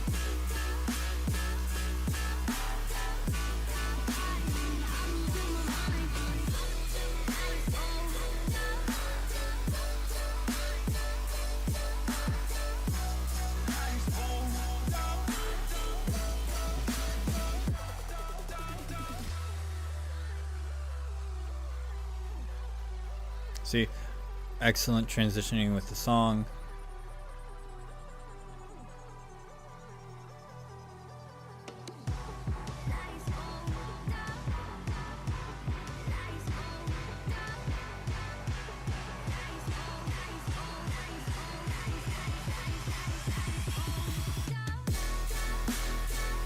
And a mode change again. Brilliant.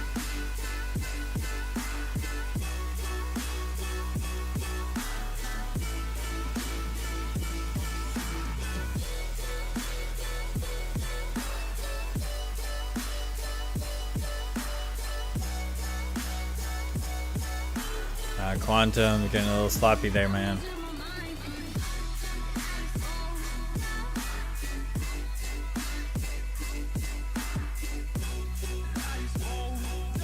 Alright, we're cleaned up really well.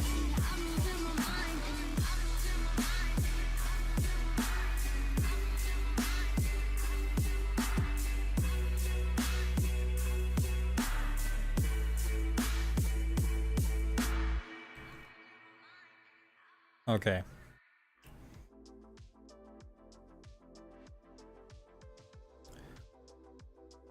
Okay. This was an excellent comparison type show. Like, I get to compare these two shows together, especially when it comes to musicality, because it definitely, like everything I was talking about when it came to tie-dye, Quantum literally was just showing you what I'm talking about. Those mode changes happen exactly when they needed to. It changed with the song. It adds so much for very little investment, since you both have the synergies. One thing I'll definitely point out when it comes to Quantum's show, when he was doing a lot of his digital work like this, he started to get a little sloppy with it. I definitely recommend. I know what you were trying to do. You were literally trying to get it to go with every womp that you were hearing. But I would certainly say break down the steps even further if you wanted to keep up with the womps, right? And so instead of having two movements at once constantly, just doing one at a time, you know. Instead of doing two at a time like that to get it to hit the womps, you have to do a lot more movement with that when you can actually break it down to one, back and forth, one step at a time type deal. You'll still be able to hit all those notes, but you're not having to put in a whole lot of work. You know what I mean? So it's one of those things to kind of like alleviate yourself of the workload that you have to do. Overall, though, excellent show. Really enjoyed it. Enjoyed my time watching it. So the question is now is who won that one? And my notes tell me that it was Quantum who won that one. It goes to show you that even with a small little sloppiness, you're still able to take the win. And that was for the number 12 spot, so Quantum gets to have number 12. I think let's see where we be on that list. He gets to keep it. So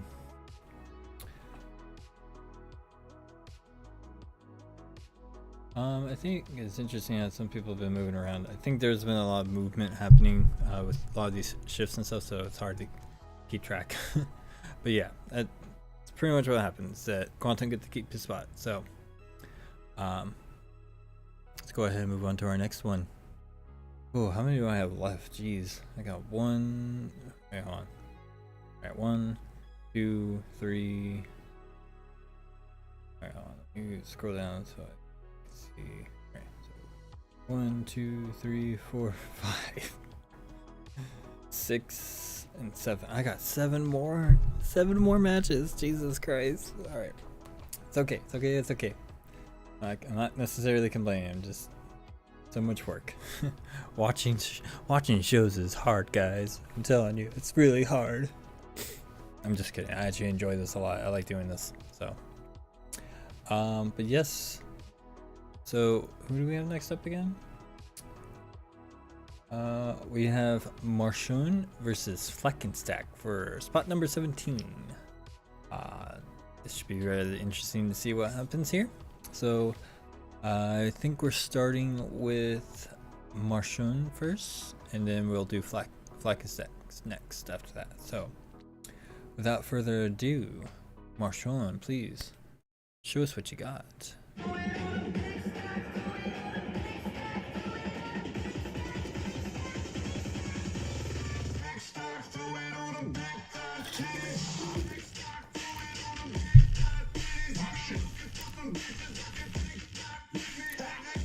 Okay.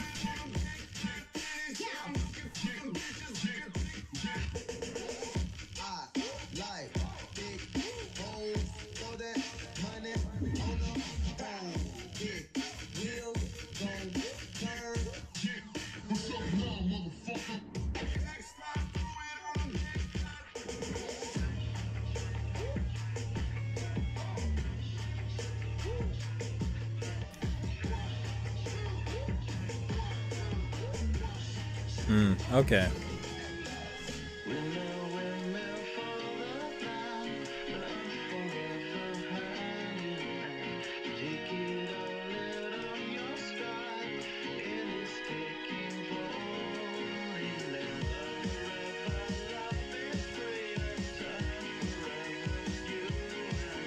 So you're using atoms for an accelerometer ship.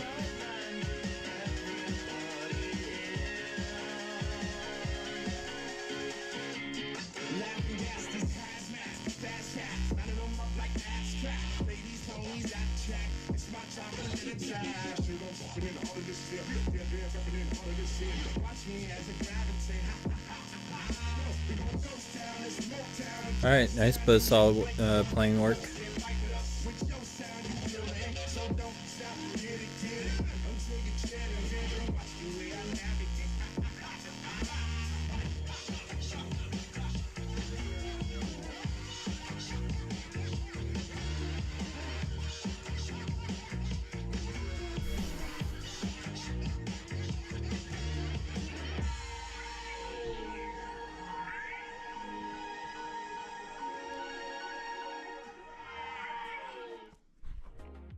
Okay.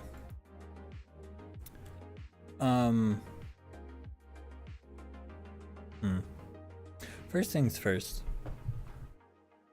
Is March going into April, my guy? Why do you still have your Christmas tree up? Yeah, no, you gotta go take that Christmas tree down, dude. It's almost April. Like, knows that in the background, but it's okay. This was a really raw show to start off. I really like the energy. I just don't feel like this show was a camera show. This was definitely something more in person and curated because you were not paying attention to where your camera was a lot of the times. So certain things did not land in the center field of vision when you were trying to have it set in the center field of vision. Secondly, I noticed that you had the iNovas on, but didn't really delve deep into the impacting style, which is understandable. It is a very steep in its own techniques that you have to master in order for it to actually look good. Don't blame anyone who's been practicing it for a very, very long time to not jump right into that because of how difficult it can be. But I also felt like since you didn't really use your impacting stuff a lot, you didn't get to put yourself centered onto the camera. There was also times where I just felt like you were too far away from the camera for the things that you were doing to really matter. But those are just my parts. Now I can definitely tell people throwing to a camera and throwing to somebody in person are two different shows. They take on two different dynamics completely, and that's something I feel like a lot of newcomers don't really understand when it comes to live show videos and performing in person, especially when it comes to competitions. But I also feel like a lot of people don't take into account the audience at in-person competitions and how they react as part of the tabulation of their scorecard, because they should have some form of input, in my opinion. But that's just me. So, don't really think there's much more I need to go on about Marshawn's show. So, I hope that he took what I said to heart. Again, I'm hosting a weekly live event every Wednesday night at 9 p.m. Eastern Standard Time until question mark time. Usually I hop off around like 12:30 or 1 my time, but usually there's people keep going until like well into the evening over on the West Coast. So don't hesitate to join us there to work on some of that stuff if you need to. But I think I'm gonna go ahead and move on so that way we can see Flackentack show. If I can talk, I swear to God I can talk. But yeah, let's go ahead and see what Flackentack has to show us. So without further ado, Flackentack, please show us what you got.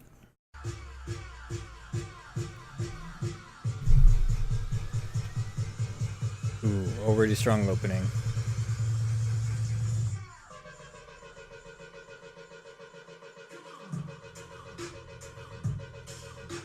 Ooh.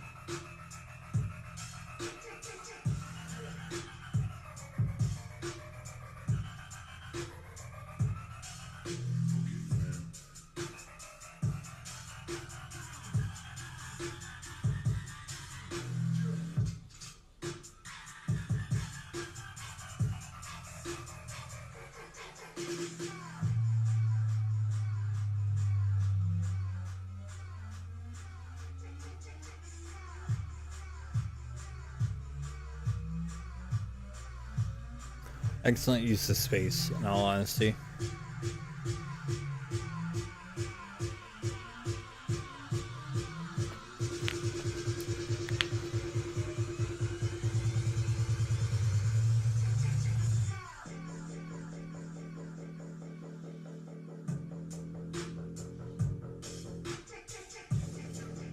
Nice.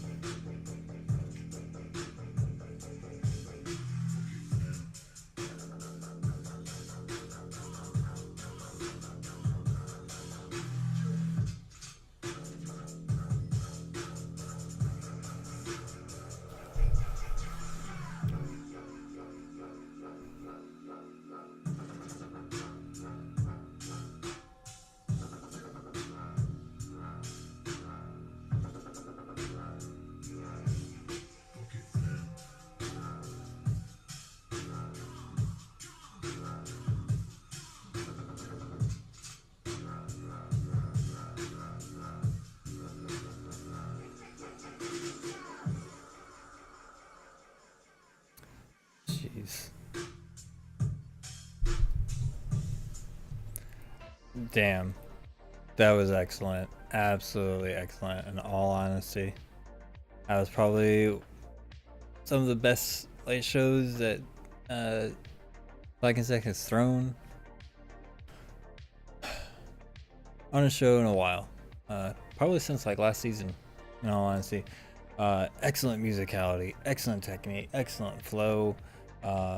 Just overall, to me, this was a very clear winner. If Flank and Stack did not win this one, I would have been stunned, absolutely stunned. And according to my notes, it was Flank and Stack who did win that one. So spot 17 is his.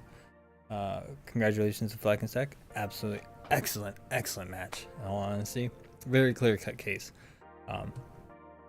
But okay, we're gonna move on to our next one, and that one's gonna be Gabagool versus Zealzabub. Good to see Z back on this one. We're gonna see him back on this grind. Man, it's gonna be a great matchup. So we're gonna start with Gabagool, and then we're gonna move on to Z after that. So without further ado, Gabagool, please show us what you got.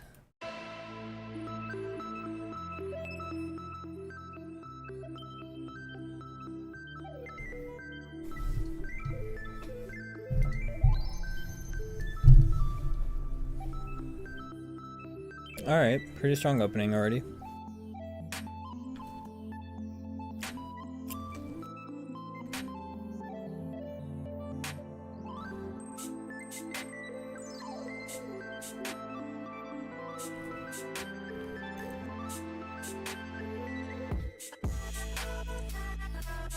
That was nice.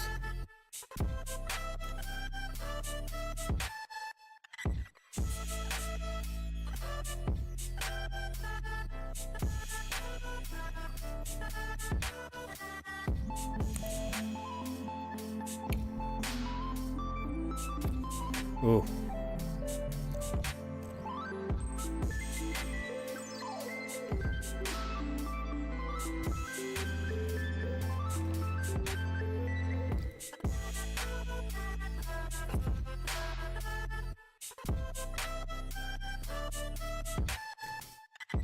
Ooh, that was nice.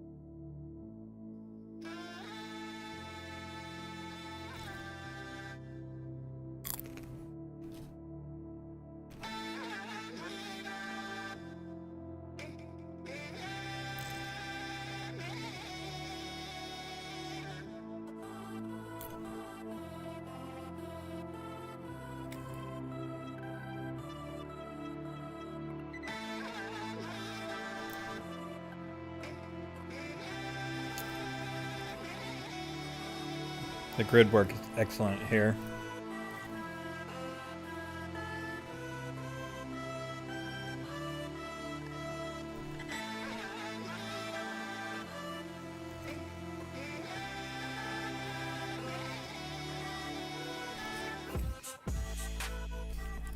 Oh,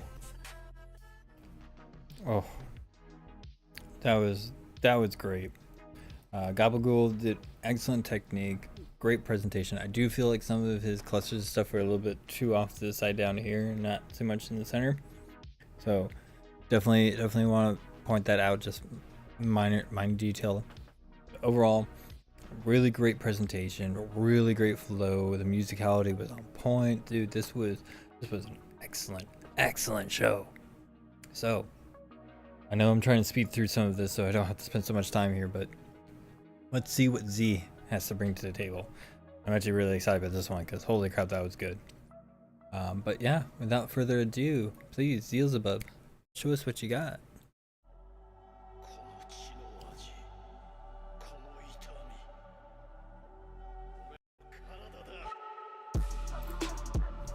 Alright. Strong intro already. Great transition into this.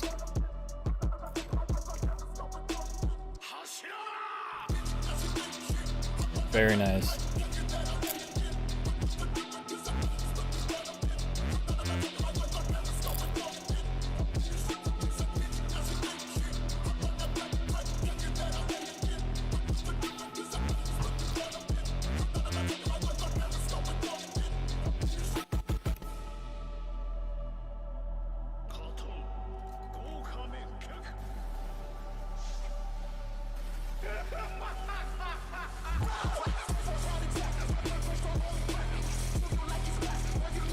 Very nice.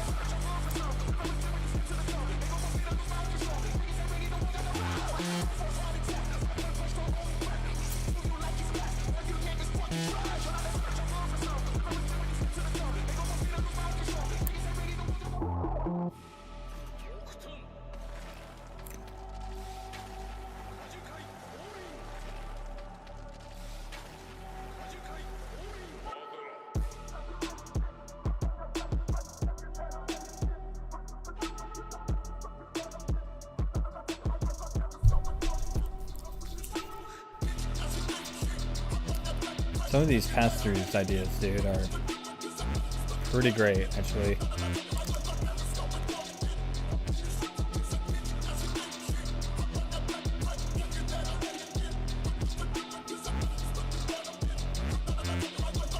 Ooh, I actually like that. That was pretty good.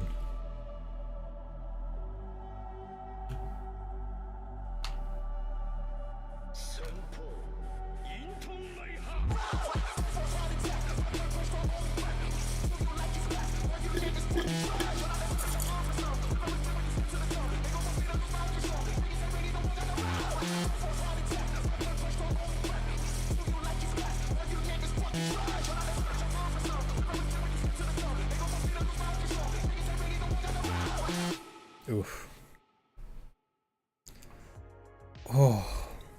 Okay.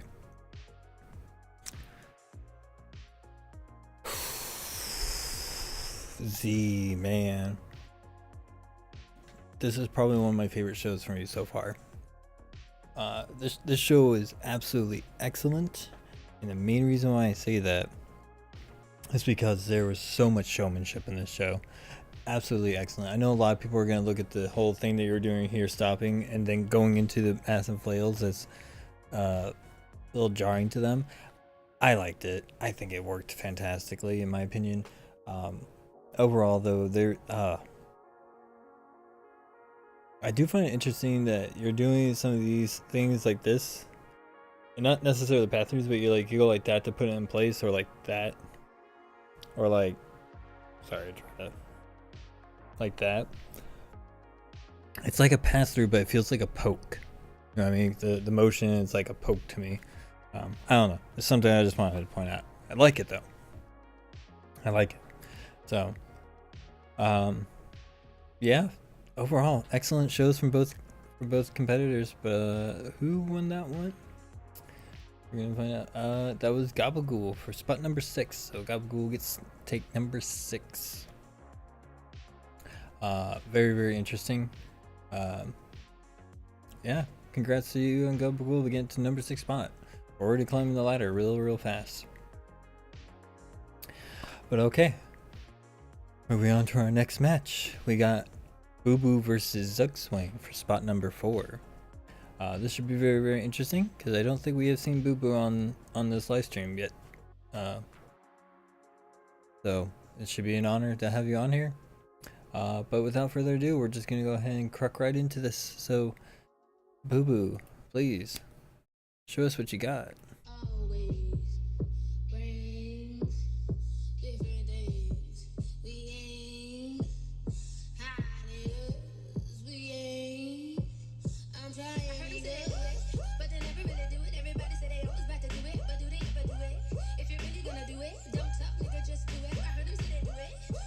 All right.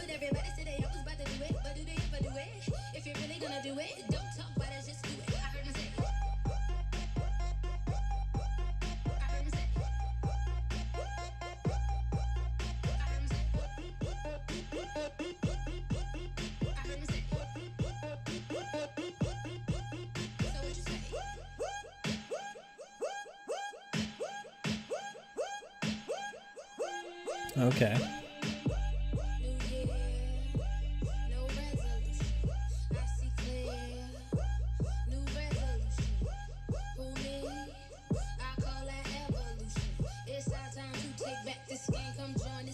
All right. The macro movements are pretty insane.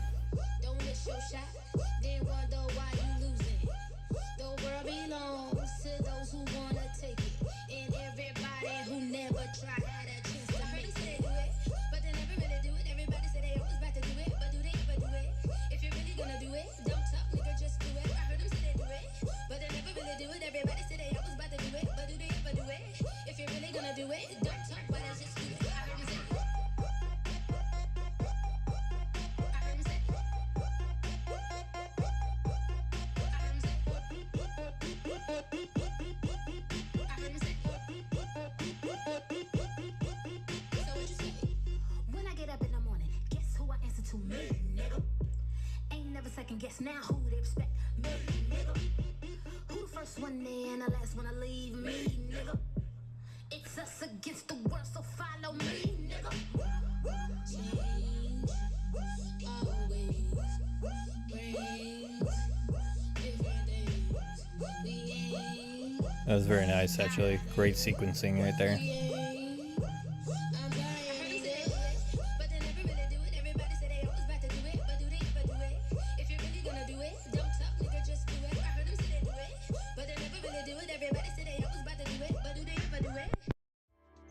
All right.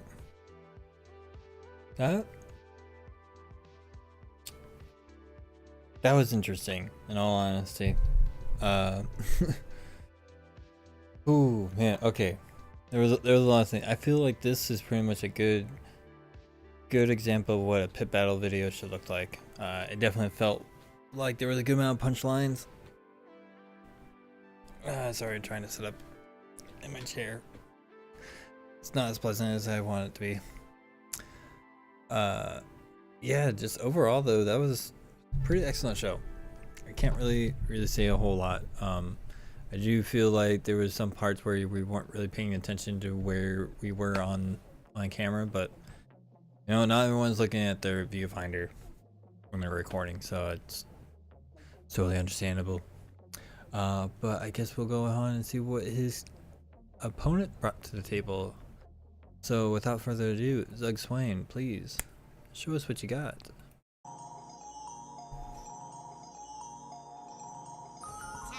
I be that pretty motherfucker. Harlem's what I'm reppin'. Tell my niggas quit the bitch and we gon' make it in a second. Never disrespected. Plus I'm well connected with this coke that I imported. Just important as your president. Swagger so impressive. And I don't need a necklace, but these bitches get impressed when you pull up in that 7. Them 6s, them beans is. I gets the fresh years. Rap Simmons, Rick Owens, usually what I'm dressed in. Okay. Rolling doobies up, smoking section. Groupies rush, ole boobies up in my direction. Quit with all the front and you ain't run my click for nothing. Cause our presence is a present just to kick it. That was nice, actually.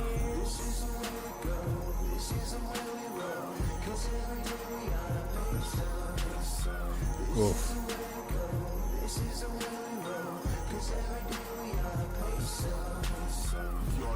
Gunshot, gonna lick a boy. Gunshot, gonna lick a boy. Gunshot, gonna lick a boy. Yo, bitch, she said I'm hot. Man, I told her I agree. She gon' really think I'm hot if I told her my degrees. Pull up in that hard top, showing off my keys. Graduate school of hard knocks. I could show you my degrees. Couple A, B, C's. Bad bitch, double D's. Poppin' E, I don't give a F. Told you I like what I'm seeing here, but I feel like it's too far away. Stevie got it on his sleeve, but I got it on my chest. My nigga, this is what I breathe. Inhale, exhale, cocaine. X pills, import, export, Harlem catching wreck still. So mommy, show me how that neck feel. Later, show me how the rest feel. For now, just chill.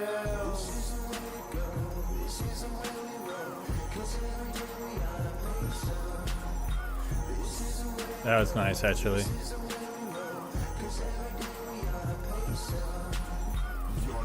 Gunshot,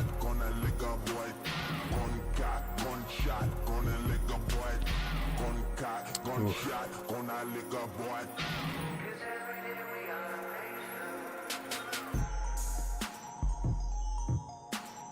Oh, the musicality.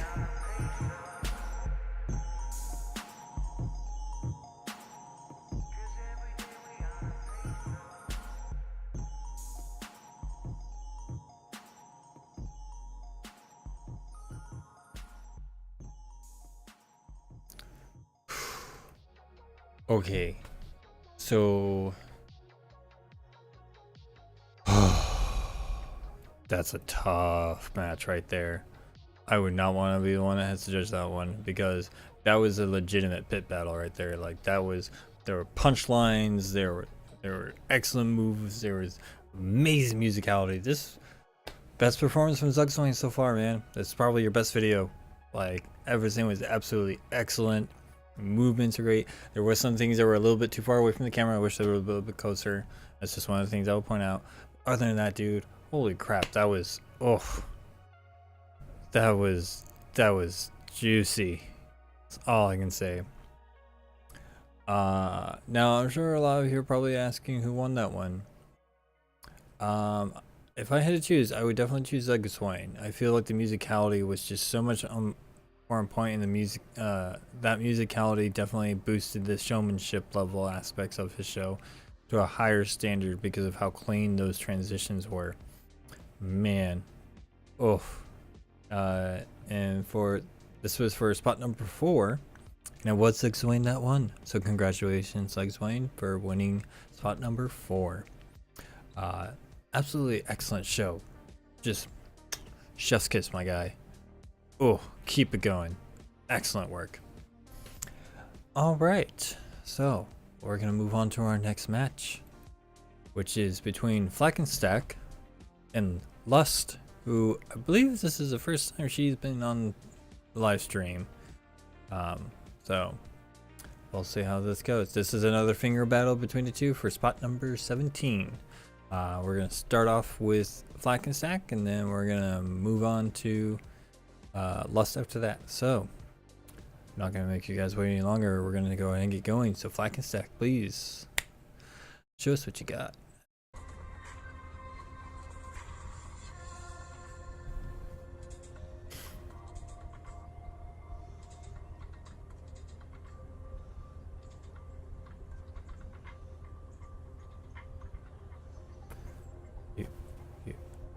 Unoverlaid swines, I swear. You guys need to get better at overlaying your music.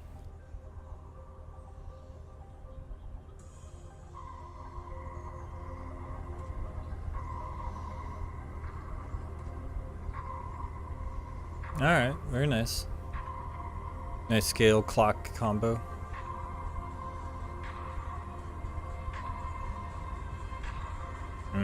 I like it.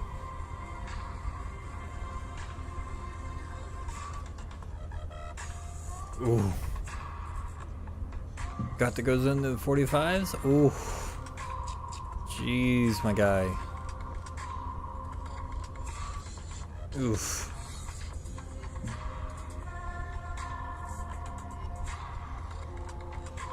I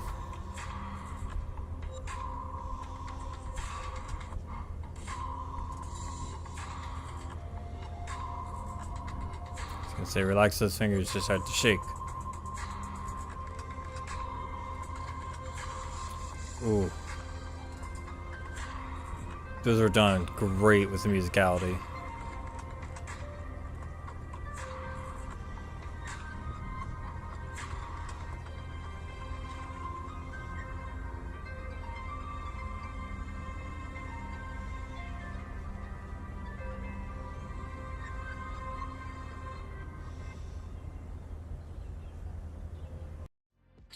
Okay. Oh, Flackenstack, Jesus, dude. Like, dude, that was a freaking killer ass finger show. Like, holy crap, the concepts on that one was just top notch. Again, another show I wish I watched, another show I wish was a light show, because holy crap, that was fantastic. Just brilliant work. I really liked how we went from 90-degree clock face swipes, as I like to call them, where you're making the shapes. Yeah, there was one. We're making the shapes and then we swipe it clean. You know what I mean? I like how we're doing this optical illusion. We're doing that. Oh, brilliant work. Love it. Man, I don't know if Lust can actually. Plus, you got a lot of work if you think you can beat that show, because that was a excellent show. The musicality on it was top notch. But I guess we're gonna have to find out, and we're gonna find out right now. So without further ado, Lust, please show us what you got.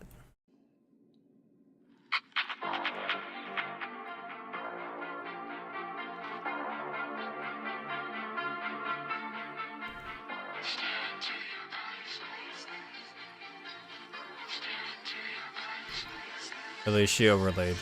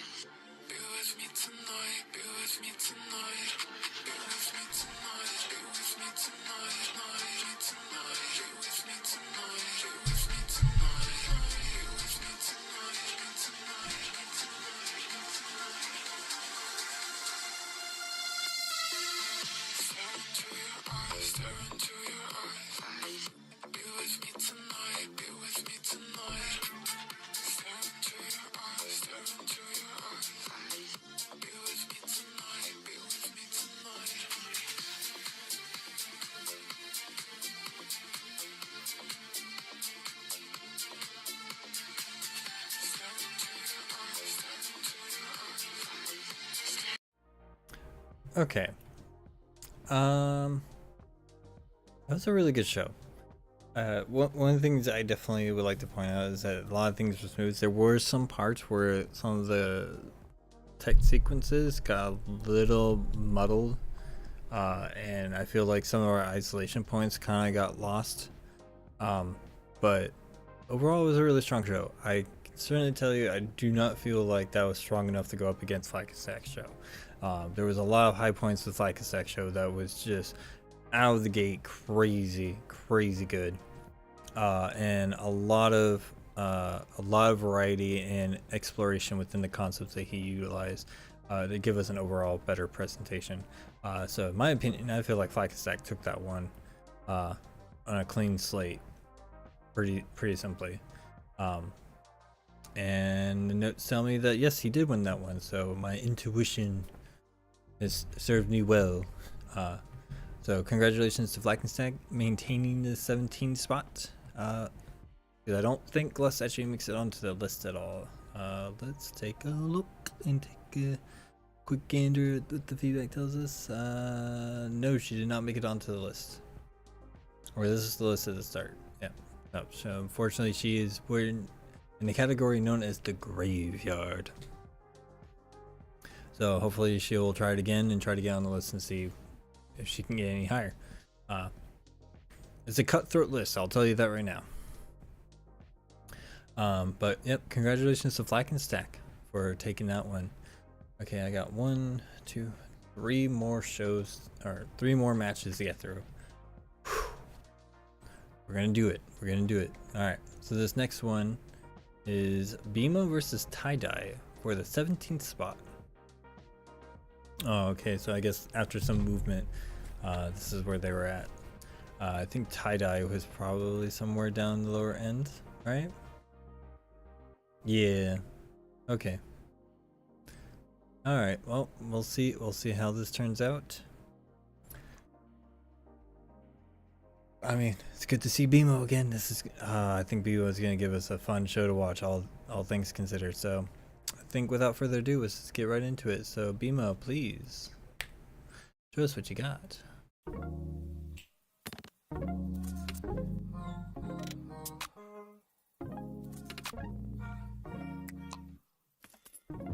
Classic hit the vape.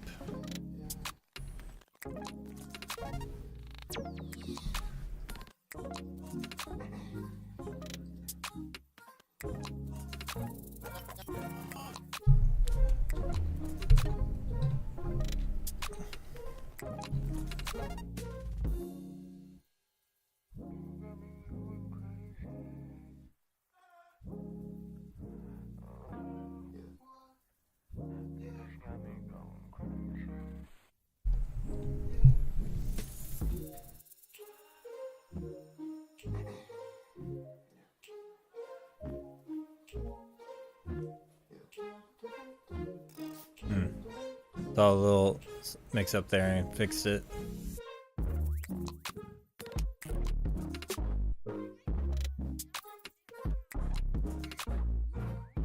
Oh.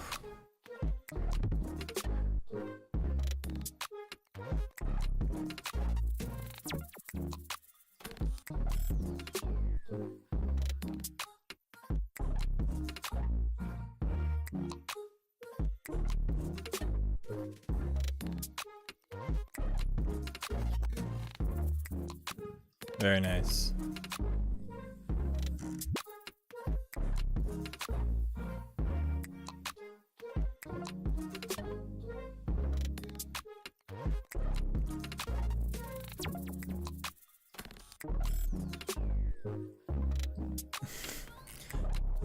I'm going to take that as he did that on purpose.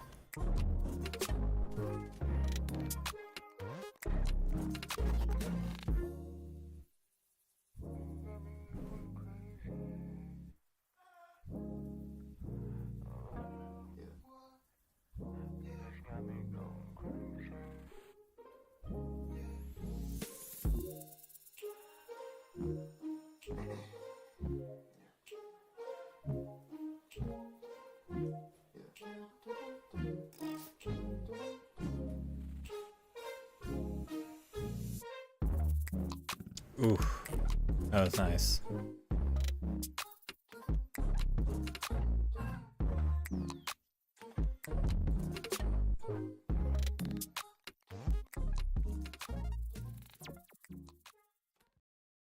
Oh.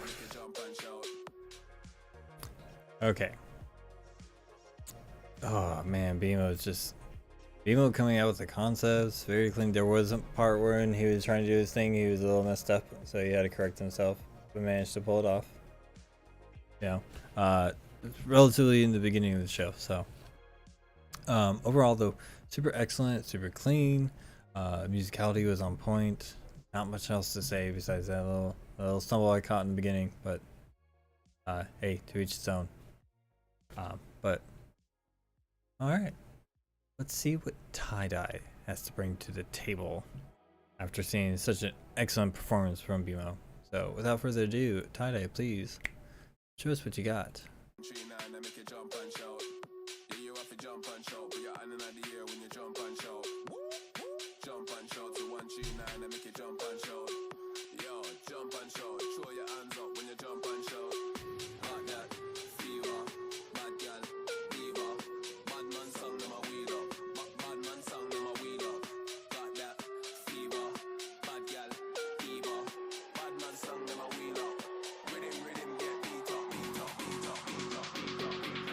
Alright, doing better on that musicality right now.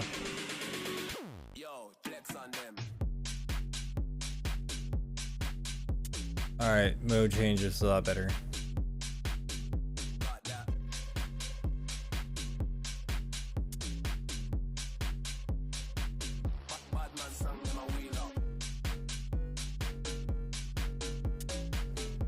interesting mode. Might have been a bit too soon, but I'm gonna roll with this one.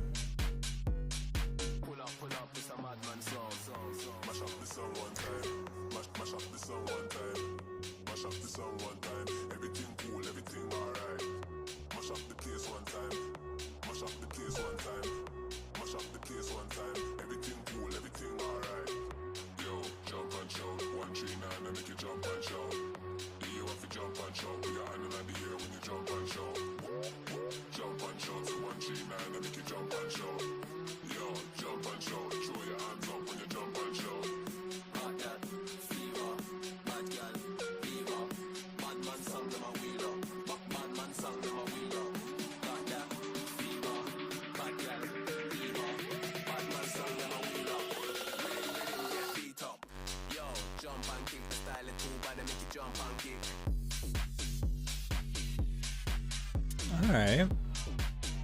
That was pretty nice, actually.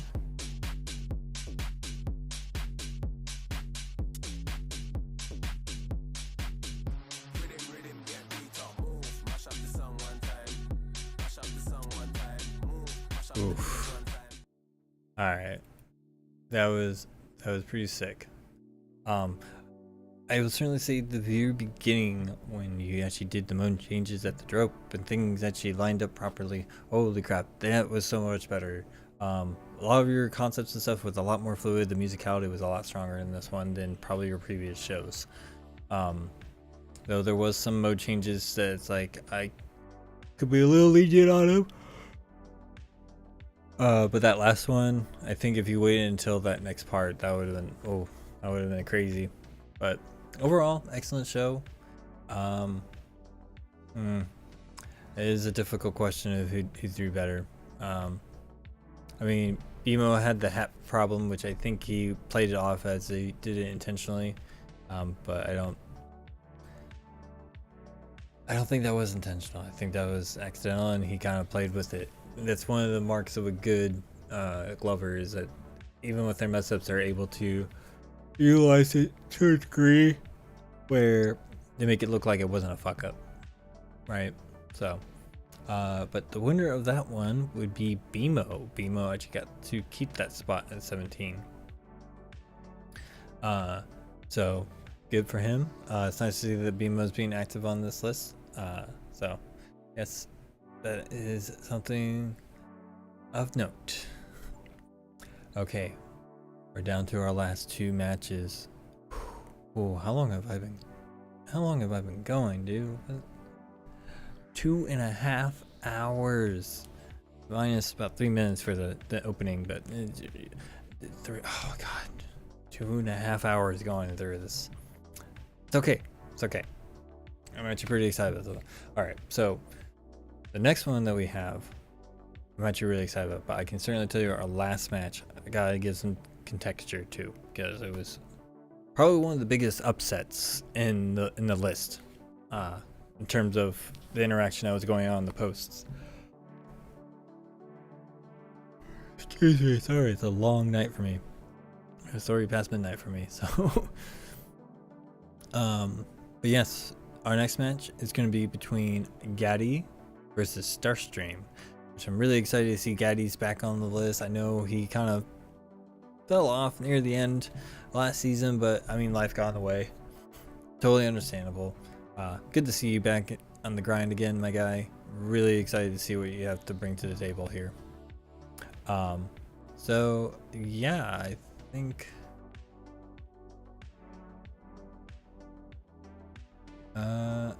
okay, yeah, no, I just want to make sure I was actually counting that right. Yep, so without further ado, let's go ahead and jump right into it. So Gaddy, please show us what you got.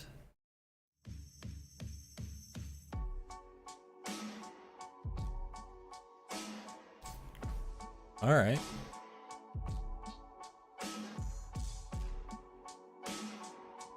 Strong intro.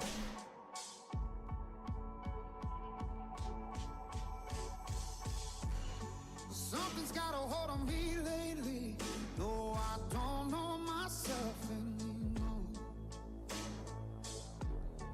Feels like the walls are all closing in, and the devil's knocking at my door. Whoa, out of my mind. How many times did I tell you I'm no good at being alone? Yeah, it's taking a toll on me. Trying my best to keep from tearing the skin off my bones. Don't you know? Oof. Oh.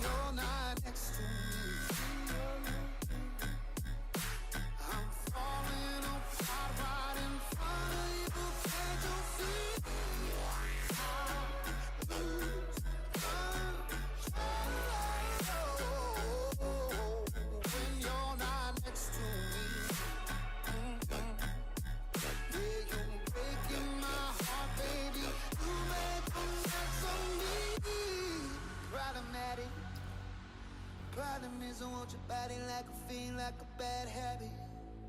Bad habits hard to break when I'm with you. Yeah, I know I could do it on my own, but I want that real full moon, black magic, and it takes two. Problematic. Problem is when I'm with you, I'm an addict, and I need some relief. My skin ain't your teeth, can't see the forest through the trees. Got me down on my knees, darling, please.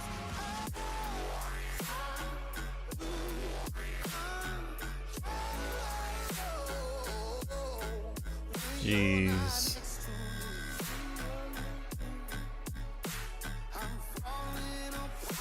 Ooh, that was clever. Ooh.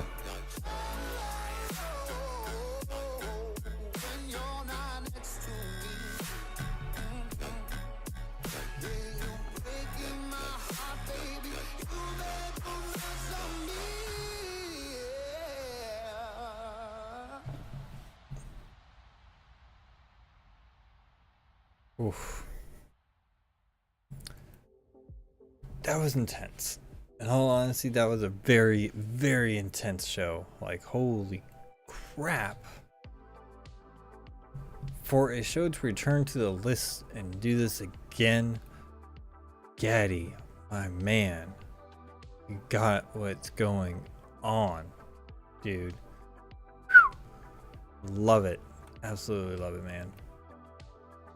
Oh, all right. Now let's see if Starstream was able to keep up with that and see if he can actually top that one. That's gonna be a really tough one, man, because I honestly would say that Gaddy's show definitely felt like it would have had a lot more impact if it was an in-person show, if that makes any sense. You know what I mean? Like, it's one of the things I feel like it just would have been better in person. I'm not saying that it wasn't a good show for a camera, but I feel like I think if it was done in person, there would have been a lot more of that emotional impact to it. That's just my thought process. Just want to put that out there. Let's see what Starstream has to bring to the table. So, without further ado, Starstream, please show us what you got.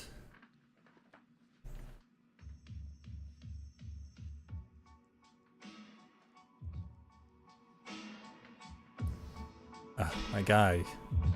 Overlay, you could have asked me.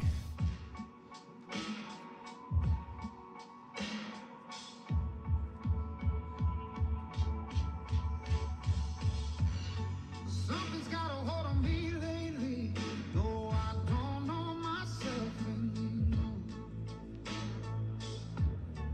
Feels like the walls are all closing in, and the devil's knocking at my door. Oh, out of my mind, how many times did I tell you I'm no good at being alone?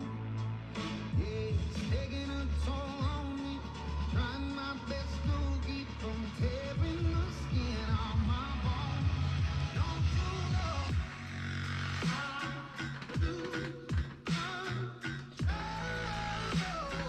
know? Alright. I see where you're going with it, my guy.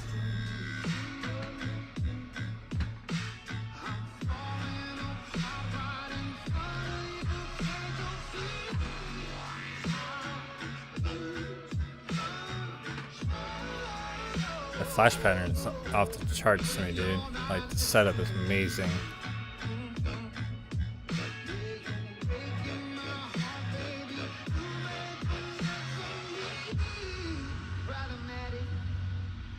Problem is, I want your body like a fiend, like a bad habit. Bad habits hard to break when I'm with you. I see what you're doing there. Do it on my own, but I want that real full moon black magic that it takes to. Problematic. Problem is, when I'm with you, I'm an addict. And I need somebody. Very nice. My skin ain't your teeth, can't see the forest through the trees. Got me down on my knees, darling, please.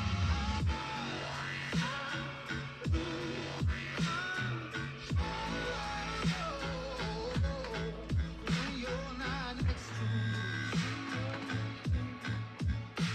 I'm falling apart right in front of you. Can't you see?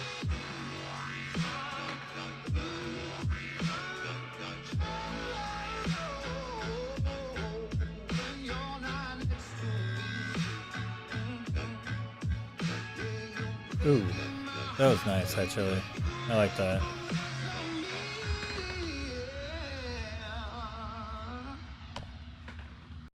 You tapped the camera. It's a fail. It's a fail. You tapped the camera.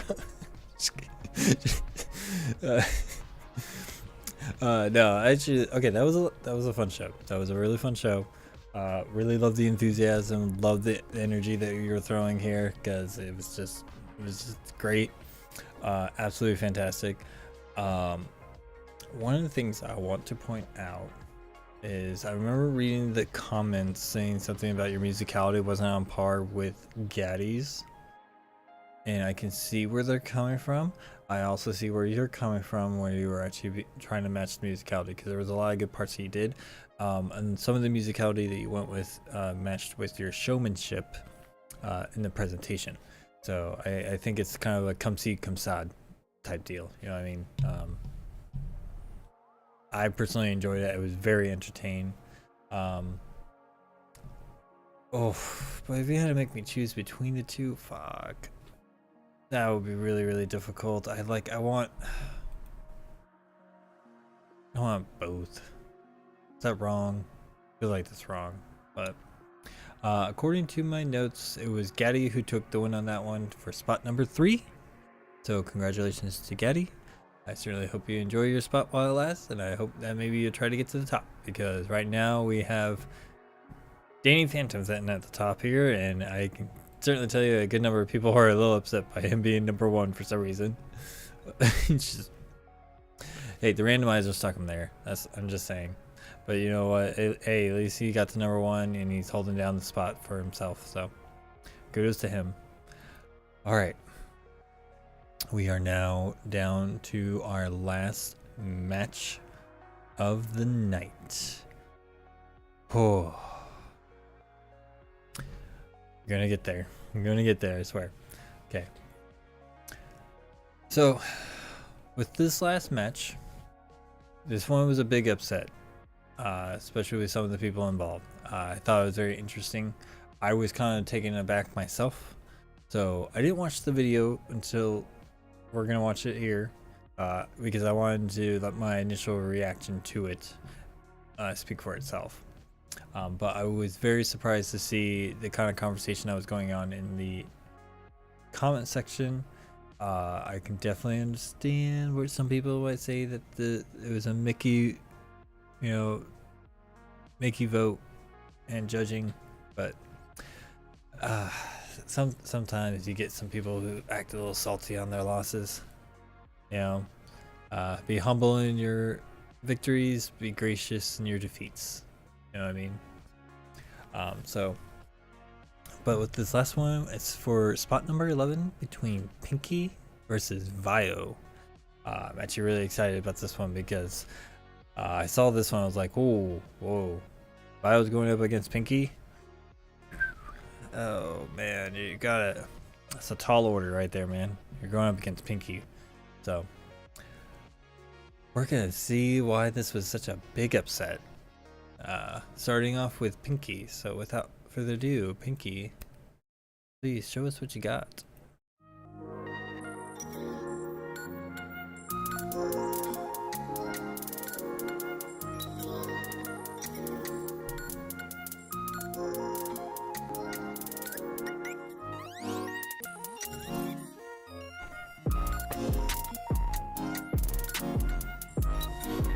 All right.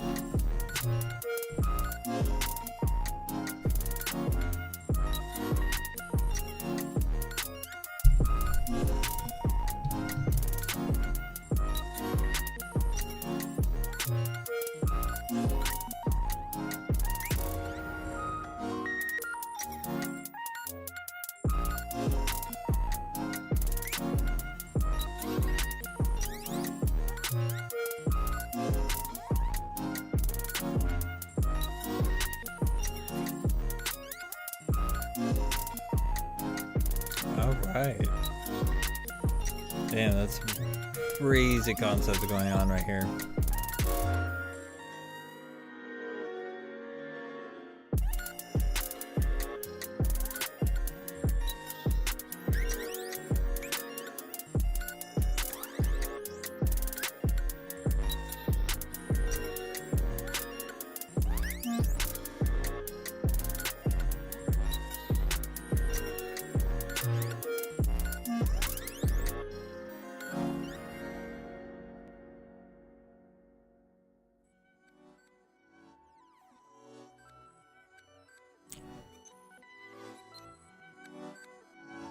That was a kind of cool wind up there.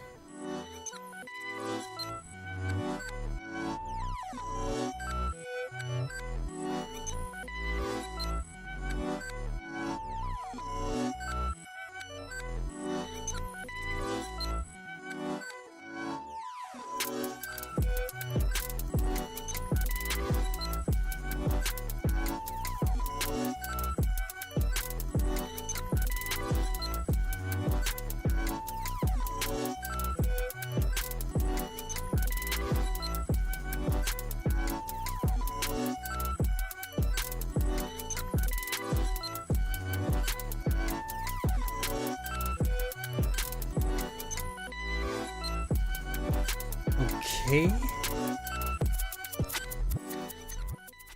Interesting. I'm starting to see where the conversation was going before I even watched the second video.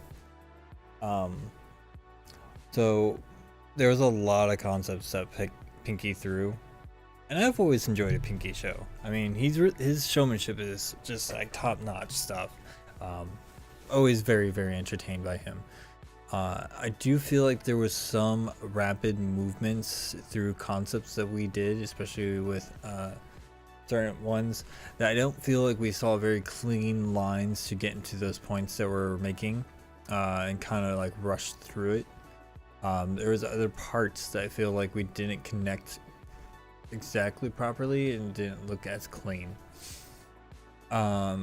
But there was other times where it was like super duper clean, and the movements were just so crazy, and the use of space in front of the camera was actually good. Now I know I saw something about going out of frame. While I did see you go out of frame, I don't think it's the kind of out of frame that I would sit there and like knock points. Like if you do something like this and you like go out the edge like this, or you know, something like that, that's fine. But when you're like this and then you're doing this like this is bad, because most of this stuff is now happening off screen and I can't really tell, even if some people are well versed in reading it, you know. But I didn't see that happen, so I really think that was kind of like a nitpick. So if I remember reading this conversation correctly, people were pointing out how that was a nitpick, and I kind of agree with them. That is a nitpick. I don't really think that being out of frame was that bad. I don't feel like the musicality was super strong here. I felt like it was more like keeping to the tempo rather than musicality. That's just my personal opinion. But I'm starting to see where people started leaning towards their choices in terms of the judges. But I'm going to reserve my point from there and just kind of look at it in a vacuum. But we're going to see what Vio has to show. to really determine who actually won that one, in my opinion. But I do see where people started doing some nitpicks. But without further ado, Vio, please show us what you got.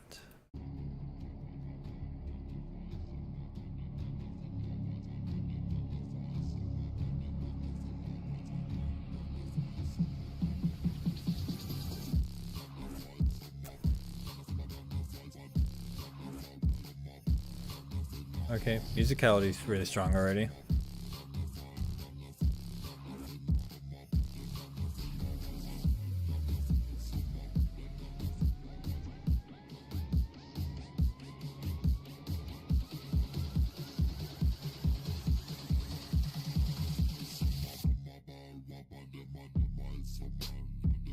Very nice. That was a good transition.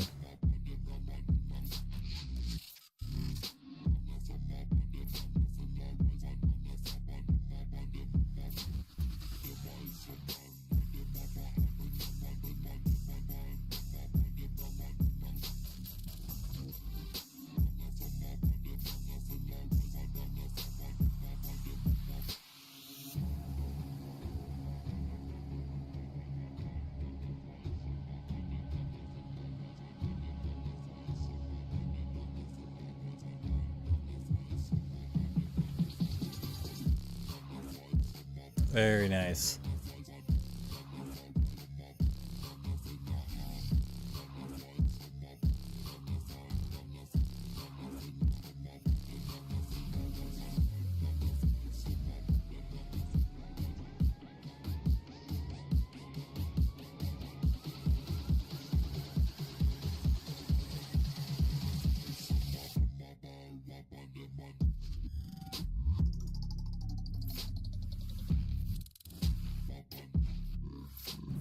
Okay.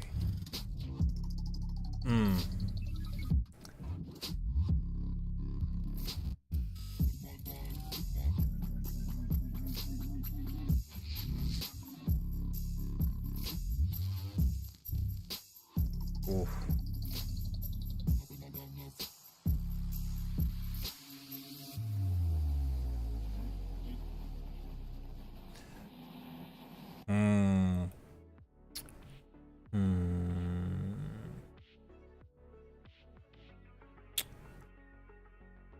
So,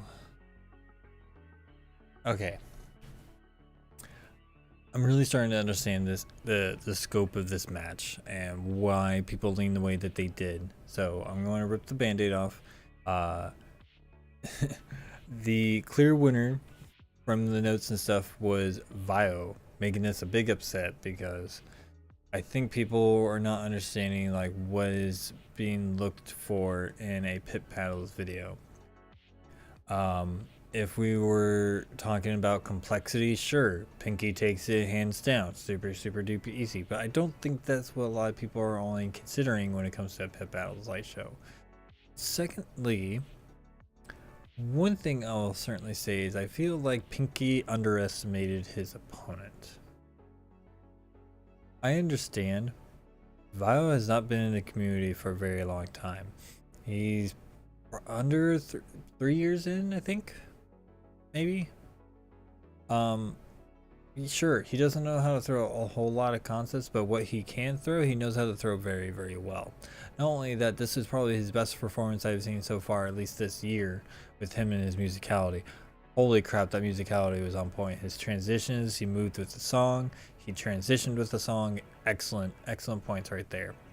And I think that's where a lot of people were having the argument between the musicality and the complexity, because just because you can throw complex, it doesn't mean it matches up to the song. And just because Vio didn't throw extremely complex stuff, he managed to match up to the song much more cohesively to give a much more cohesive performance. And I'm starting to see where this argument is coming from. So what is the lesson that we can take away from this particular point? And to me, I feel like what works best is overall presentation. Now, we all can sit here and talk about how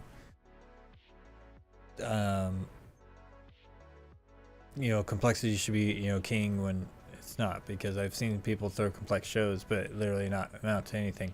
And like I said, there were some points where I feel like Pinky threw some things in his show that was not very clean.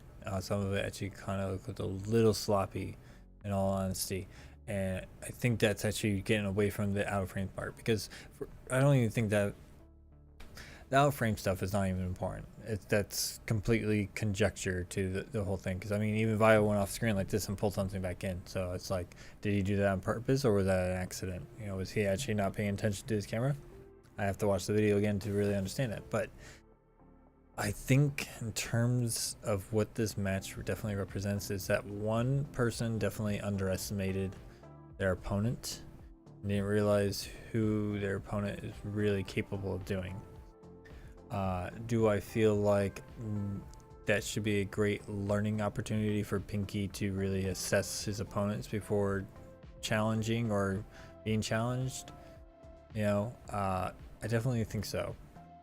Because I know Pinky was not very happy about the judging, but I really, from what being the outsider and watching the shows and then seeing what people were talking about, I definitely understand why the judges went to Vio and not to Pinky.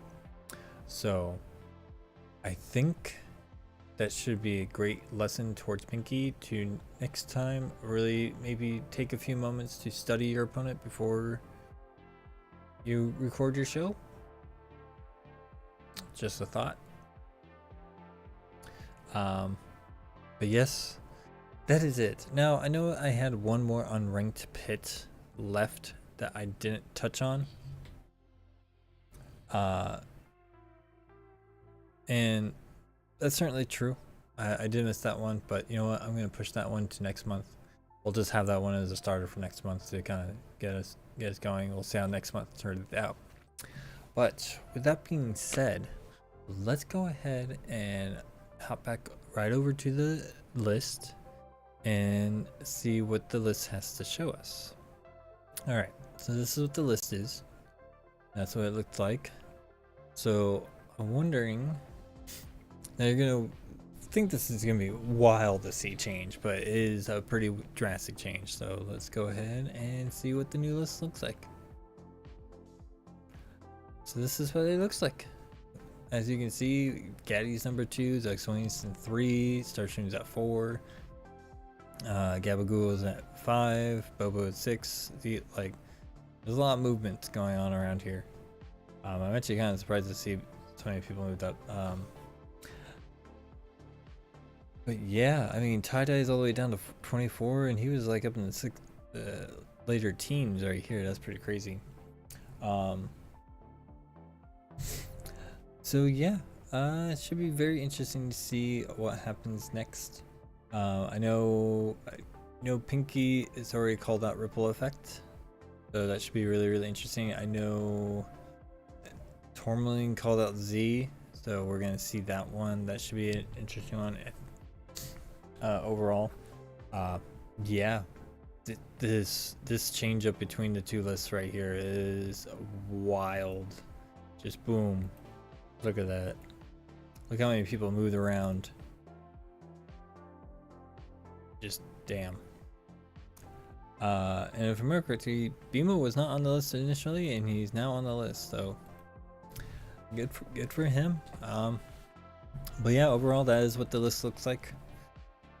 Not a whole lot much more I can really say on that one. It's really, really exciting overall. So that was March. That was all of March. I know we still had like a couple that are going to be getting their matches out here at the end of the month on like the 30th and 31st. I'll just lump that all into end of April because then I can cover all those. Certainly I hope you guys enjoyed what I had to show you in this live stream. I know there was not a single person in chat. I don't even know if I had anyone watching. If anyone did watch, I certainly hope you guys enjoyed what I had to do in this one. Certainly got a lot of things on the table right now, so I'm hoping one, to get Globing Table Talks going. Two, I'm still working on my video. I had a lot of stuff happen this month that I needed to work on, and I had to put it on the back burner a bit for that video. But I am working on that video, getting back on working on that video again. So I'm hoping that I can actually make some major headway in a big part that I'm working on. Yeah, it's just super. It's a lot of stuff in that one. You know what I mean? A lot of details, and again, I feel like this is gonna be a 2-hour video, but I'm actually really excited to see how it turns out at the end, and I'm hoping it does what it needs to do.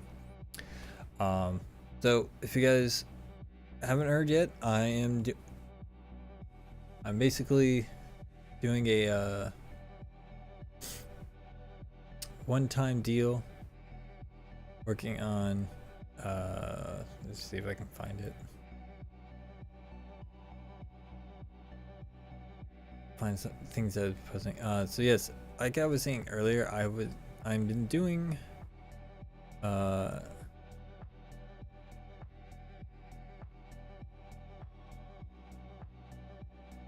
Wiggling Wednesdays. So basically what I'm doing is every Wednesday night on the Worldwide Glovers Discord, I actually go over there and basically just kind of cover the things. So I wanted to show you guys the thing here, so that way you guys can take a quick look at it. So I made this little thing and I'm really proud of it. You know what I mean? So if you're not a part of it yet, please consider joining us over at WWD Discord, where every Wednesday night we're doing Wiggling Wednesdays. It is an open gloving lab event where I help people out as much as I can to get them into gloving and getting their things figured out. Yeah, pretty much that's all that's been going on, so I certainly hope to see you guys there. It's juicy. And I certainly hope you guys enjoy what I have going on when it comes to my next video. I got a lot of stuff in the pipeline that I need to get off the ground. It's just been a really busy month for me. So other than that, I certainly hope you guys enjoyed what I had to do in this one. Please let me know what you guys thought about it. I would love to see your guys' comments down in the comment section below. Please don't hesitate to do that. And of course, I'll catch you guys all next time at the end of the month, which is, let's take a quick look and see what was the last Saturday of it's the 26th. So we might do our next one May 3rd for all of April, just so that way I can make sure to get all of April. But yep, other than that, I certainly hope you guys enjoyed what I had to do in this one. I was really happy to see how this one turned out. And let's see what April brings to the table. Once again, I am your host, Peter, aka LPD Dubuque, and I'll catch you guys all next month. Bye!